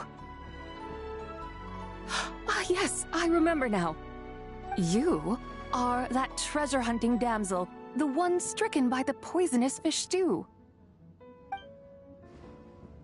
How goes your quest for treasure? You must have achieved both fame and fortune by now, I trust.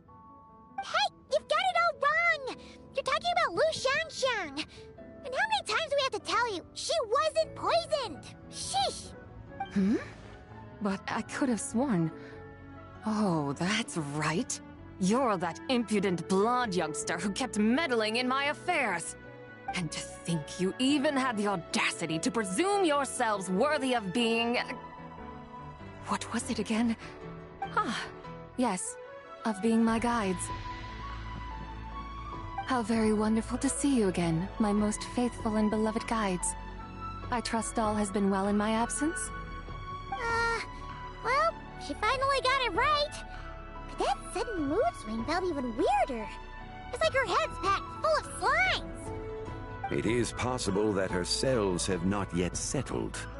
After all, they've only just been brought back together. It may be some time before she fully recovers. Huh? You mean, kinda like she's still half asleep? That I cannot say for certain. Perhaps a few days. Perhaps a few years. A few years? Mortal years are but a poor measure when divine beings tread the realm of dreams. Well, if you say so. Anyway, at least she's whole again, right? That already seems like a pretty good outcome to Paimon. Yes, there is little cause for worry. We need only wait and let time take its course. Say, what are those little creatures over there up to? Celebrating Lantern Rite, of course. And those lights up in the sky? Those are all Xiao lanterns. This year, each and every one of them carries a little wish inside. Lantern Rite. Then, may I join in too? Of course! Why else do you think we've been running around like headless chickens these past few days? Tell you what, Traveler, why don't we take the White Horse Adeptus out to celebrate? Who knows? Maybe seeing some familiar faces might help her find her feet? Hey, Zhangli! You've got some time on your hands now, right? Why don't you come along with us? By no means a bad idea, Paimon. Oh, and Sabai, before Paimon forgets, when we meet the others later, remember to wish them a happy Lantern Rite. Happy, Lantern Rite? Happy Lantern Rite! Yes, happy Lantern Rite indeed. Well then, let's go!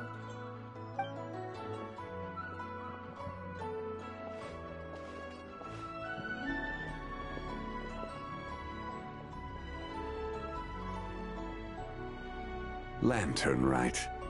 A night of joy, reunion, and moonlit blessings for all.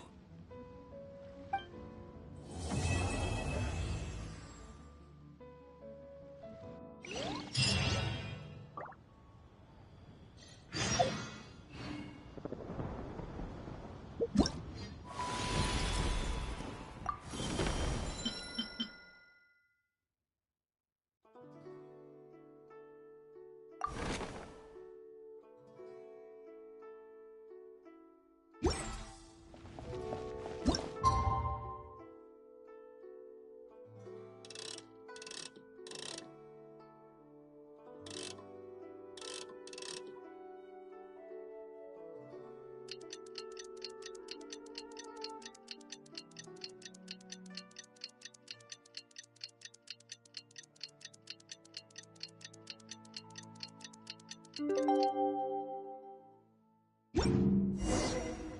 wonders how the White Horse Adeptus is getting along. Maybe we should check in on her? We can ask Zhangli where she is.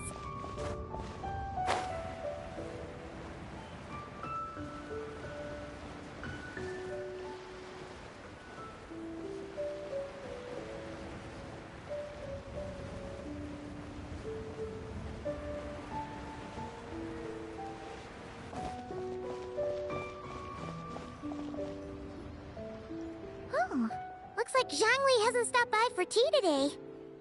Hey, are you two looking for your friend? Try going up that way. Is Zhangli up that way? No, but that young lady who was dressed up as the White Horse Adeptus the other day is. She's your friend, right? I just saw her head toward Wanmin Restaurant. I was wondering why she was eating alone. But then you two showed up hot on her heels. Oh, what luck! We were just on our way to find her. But what's she doing at Wanmin Restaurant? I have no idea. I said hello, but she completely ignored me. She couldn't have forgotten who I am, right? I mean, we're kindred spirits, aren't we? Maybe she's still half asleep, but her brain might be a little fuzzy. Oh, that makes sense. I was wondering why her eyes were so red. Her eyes were red? Oh, that doesn't sound good. You young people, staying up all night because you think you're invincible. Look at your friend. Missing out on sleep so she can pretend to be the White Horse Adeptus. That's where that leaves you, you know. A word to your friend from someone who's older and wiser. She really needs some rest. Paimon wouldn't be so certain about the older and wiser part. Yeah, what was that? Hurry along, then. Oh, and don't forget to come back and check out my Rex Lapis cosplay when you're done.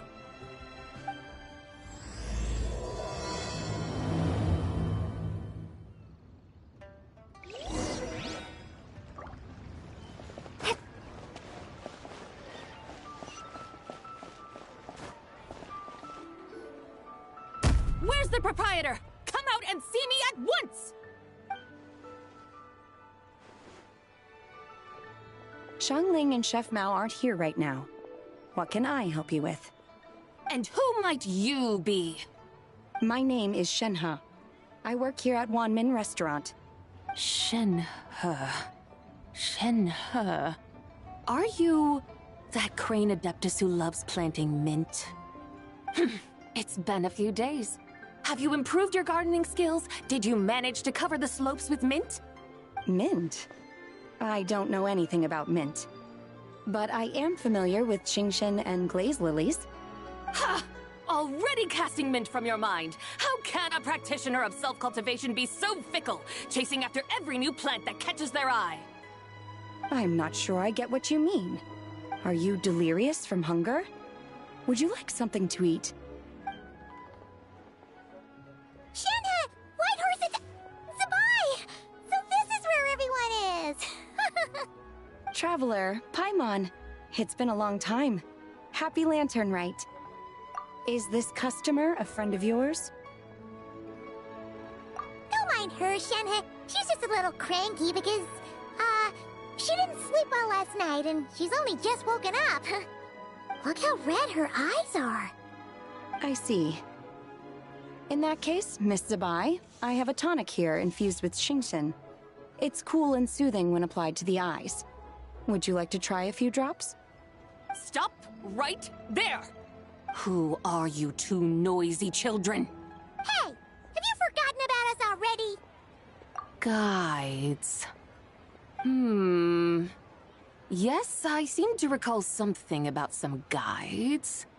Ah, yes, now I remember. What luck! I was just looking for someone to show me the way to Elong Wharf. Huh. Is she starting to come around? Someone requested my help in purchasing some tea leaves. I was informed they have discounted prices during the festival and that I shall get a good deal there. Tea leaves? This sounds like Zhongli's doing. He sure knows how to get people running errands for him. Your friend Rex Zhongli initially requested the most expensive tea, but then a young lady in a hexagram hat mentioned he'd burned through the Wangsheng funeral parlor's yearly expenses at an exhibition a few days ago. As such, he is only permitted to buy items that are discounted this month. Oh, that's his boss, Hu Tao. It's about time she realized the problem and put a stop to his spending sprees. Oh, I see. So that's why you're here. Unfortunately, Wanmin Restaurant doesn't sell tea leaves. If you're truly in need, I could gather some wild tea from the mountain slopes. You don't sell tea leaves? But I remember your boss, Miss Lu, saying that she owns tea fields. You really should get some rest. The person you're talking about isn't the boss of Wanmin Restaurant. She's just like you. She came here to eat. Is that so? Life really is full of surprises. What surprises? Your brain really is as gooey as a pack of slimes. Paimon can't believe Zhongli entrusted you with going all the way to Yilong Wharf and buying tea. That would be excellent, my dutiful guides. Yes, Miss Crane. I apologize profusely for my improper behavior just now. Please forgive me. I completely understand. Master often says that the human body is like a mechanism in need of regular maintenance. When a person cannot rest at night, they are sure to become irritable and on edge. Miss Crane, you appear reasoned and compassionate on the surface, yet I sense dark forces churning within your spiritual core.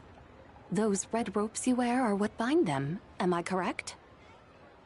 Oh. You can sense that? Indeed.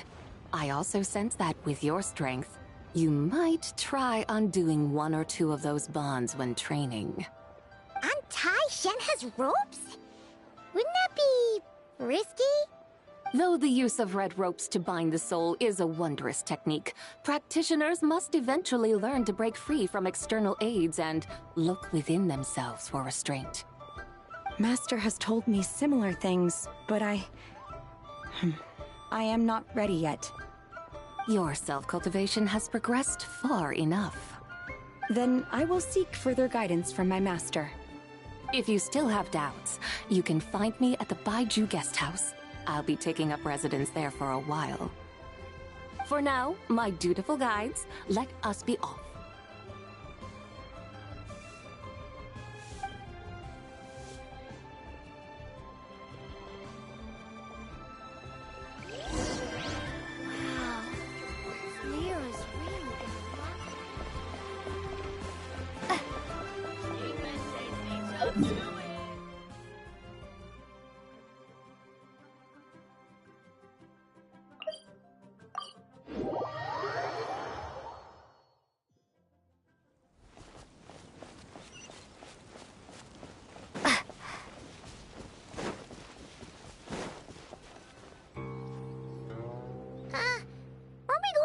Elong Wharf?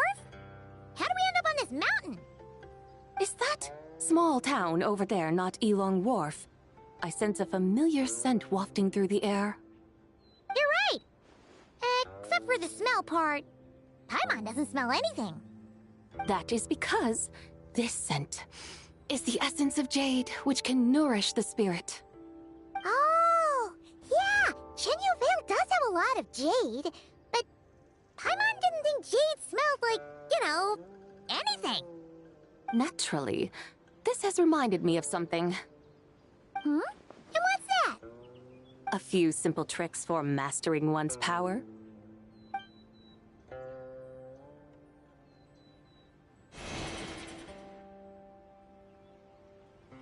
What is that thing? I'm sure you've been to Elong Wharf many times before, but I wonder if you've done so while cruising through the air. You've been such dutiful, dedicated guides, so allow me to offer this fresh experience as recompense. Please step in.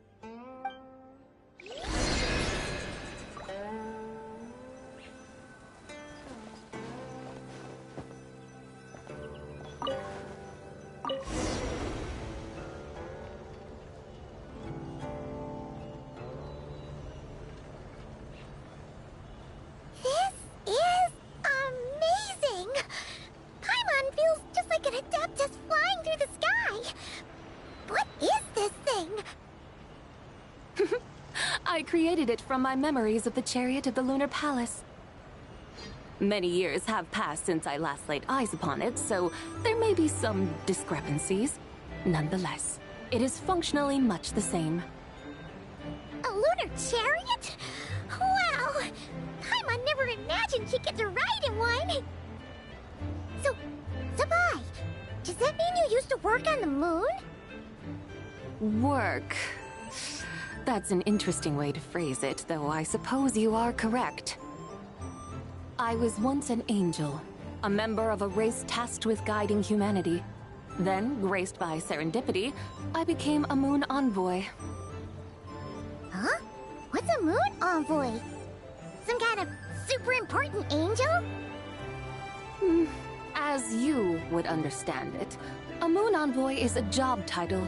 Any angel, or non-angel, can become a moon envoy. Does that mean you're not the only one? Of course not. Though my memories are still hazy, I vaguely remember some of my colleagues. There was one who liked to take on the form of an ibis. An ibis? Could it be... Can all moon envoys turn into animals? Does that mean Rauma could take that job? She can turn into a deer, and moon chanters are some sort of Luna envoy anyway, right? Moon chanter? I have no idea what those are. Oh, okay then.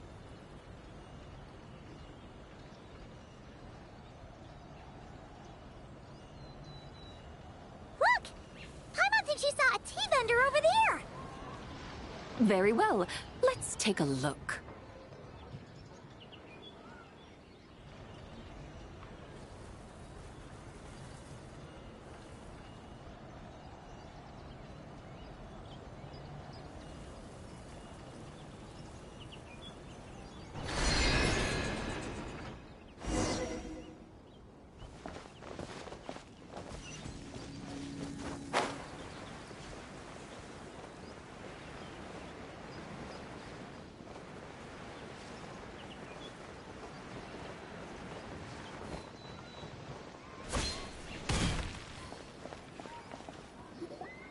Welcome, please have a look around. We only sell teas of the finest quality sourced directly from Chaoying Village. Right now we're offering a special discount for Lantern Rite. Look over there! Discounted tea!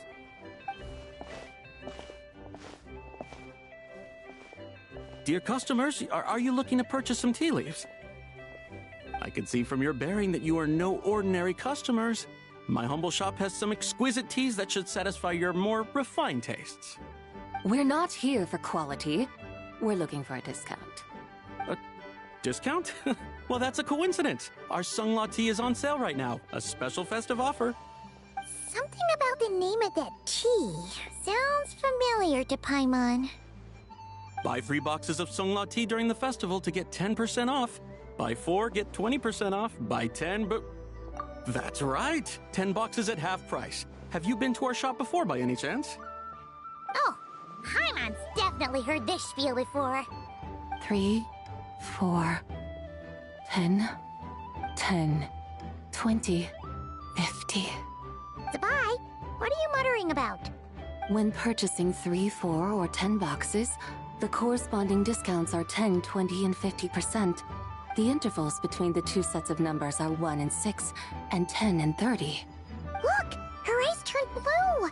That's gotta be a first! If the differences between intervals remain equal, the interval after 6 should be 6 plus the difference between 6 and 1, which is 11. Similarly, after 30, the next interval should be 50. Therefore, extrapolating upward, the next 2 numbers in each set should be 21 and 100. You're making Paimon's head spin! Those numbers, what do they mean? They mean that if we buy 21 boxes of Sunglaw tea, we should get a 100% discount! 100% discount? You mean we'll get them for free? Oh, there was a pattern to the discounts. Is that right? The pattern we speak of is mathematics, little one. A pattern that is always right.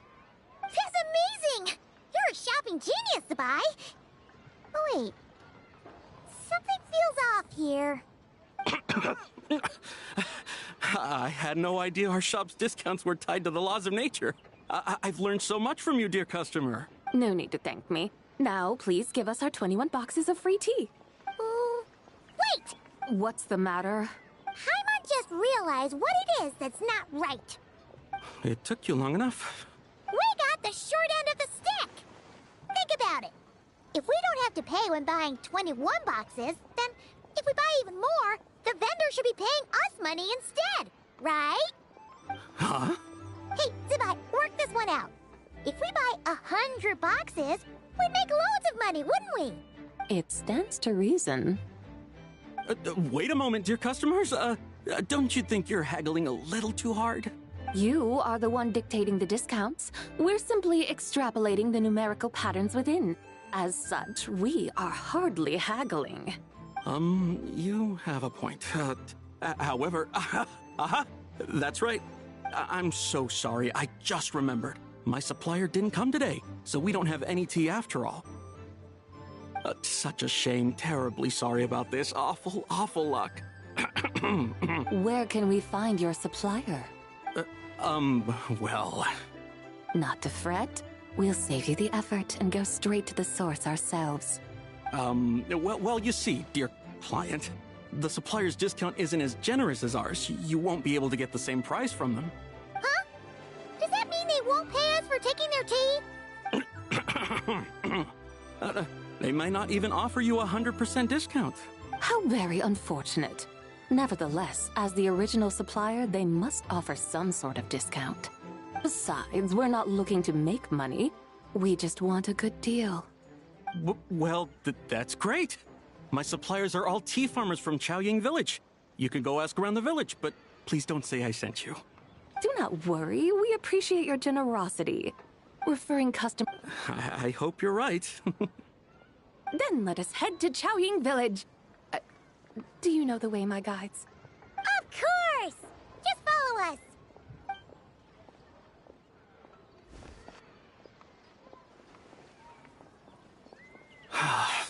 What otherworldly beings were those? Thank the heavens I managed to send them on their way. I should hurry home and pray to the White Horse Adeptus. May she bless me such that I never encounter such customers again.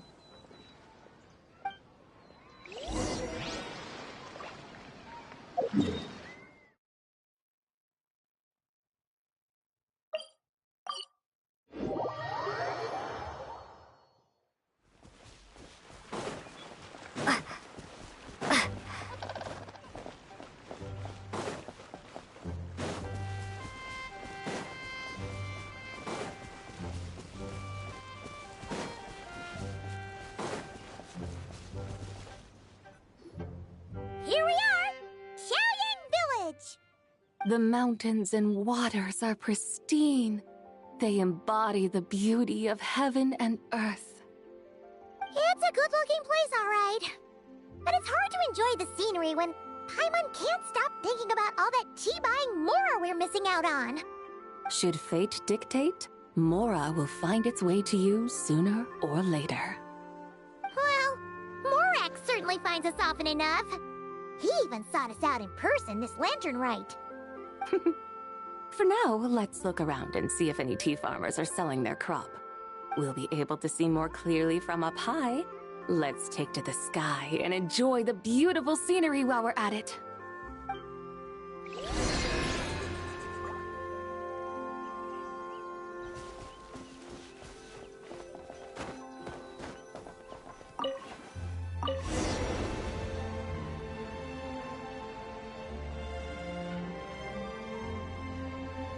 Wow!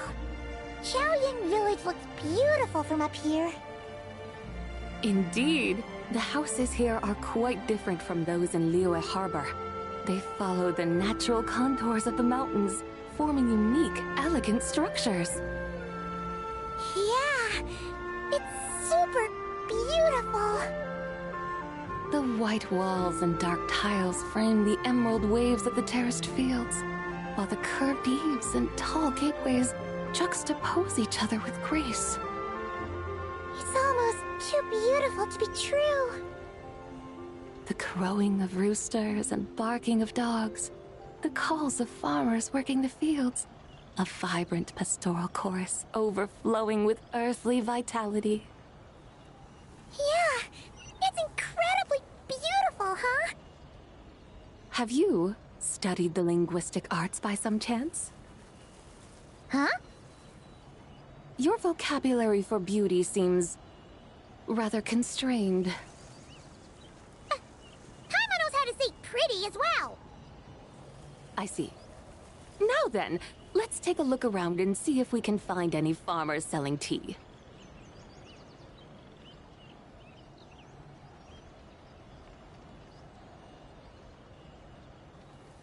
Look!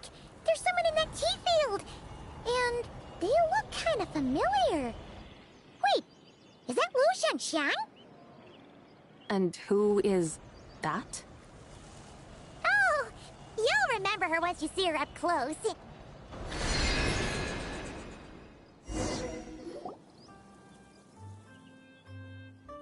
there, Lu Xiangxiang! It really is you!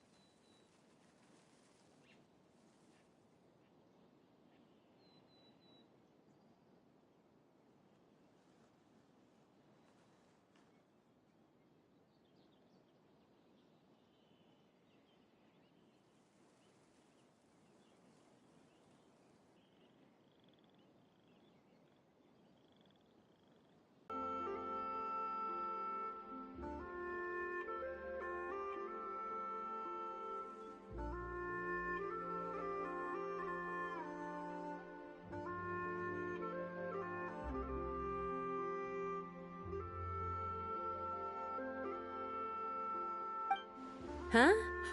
Paimon, Traveler, and the White Horse Adeptus. Fancy seeing you here. The White Horse Adeptus has a name now. You can call her Zabai. And you are... Wait. I remember now, you're... Don't say anything about food poisoning or fish. You're the young lady who wanted to rise above the rest, are you not? Yes, that's me, but I'm in a bit of... At best, I can say I've fallen below them. Members? Yeah, and on the night of Lantern Rite, they held a family meeting to discuss my situation. So, they do care about you. There's no doubt they care, but they think that since I caused all that trouble in Liyue Harbor, it shows I can't be trusted on my own. They decided to ground me. Grows big enough to be sold at market. Aw, a tiny little tea baby. Do they want you to experience what it's like to be a parent? Fault. Oh well, at least this punishment doesn't sound too harsh. So, how long will it take for the little to grow? Actually, I've never grown a tea tree before. It usually takes 2 or 3 years.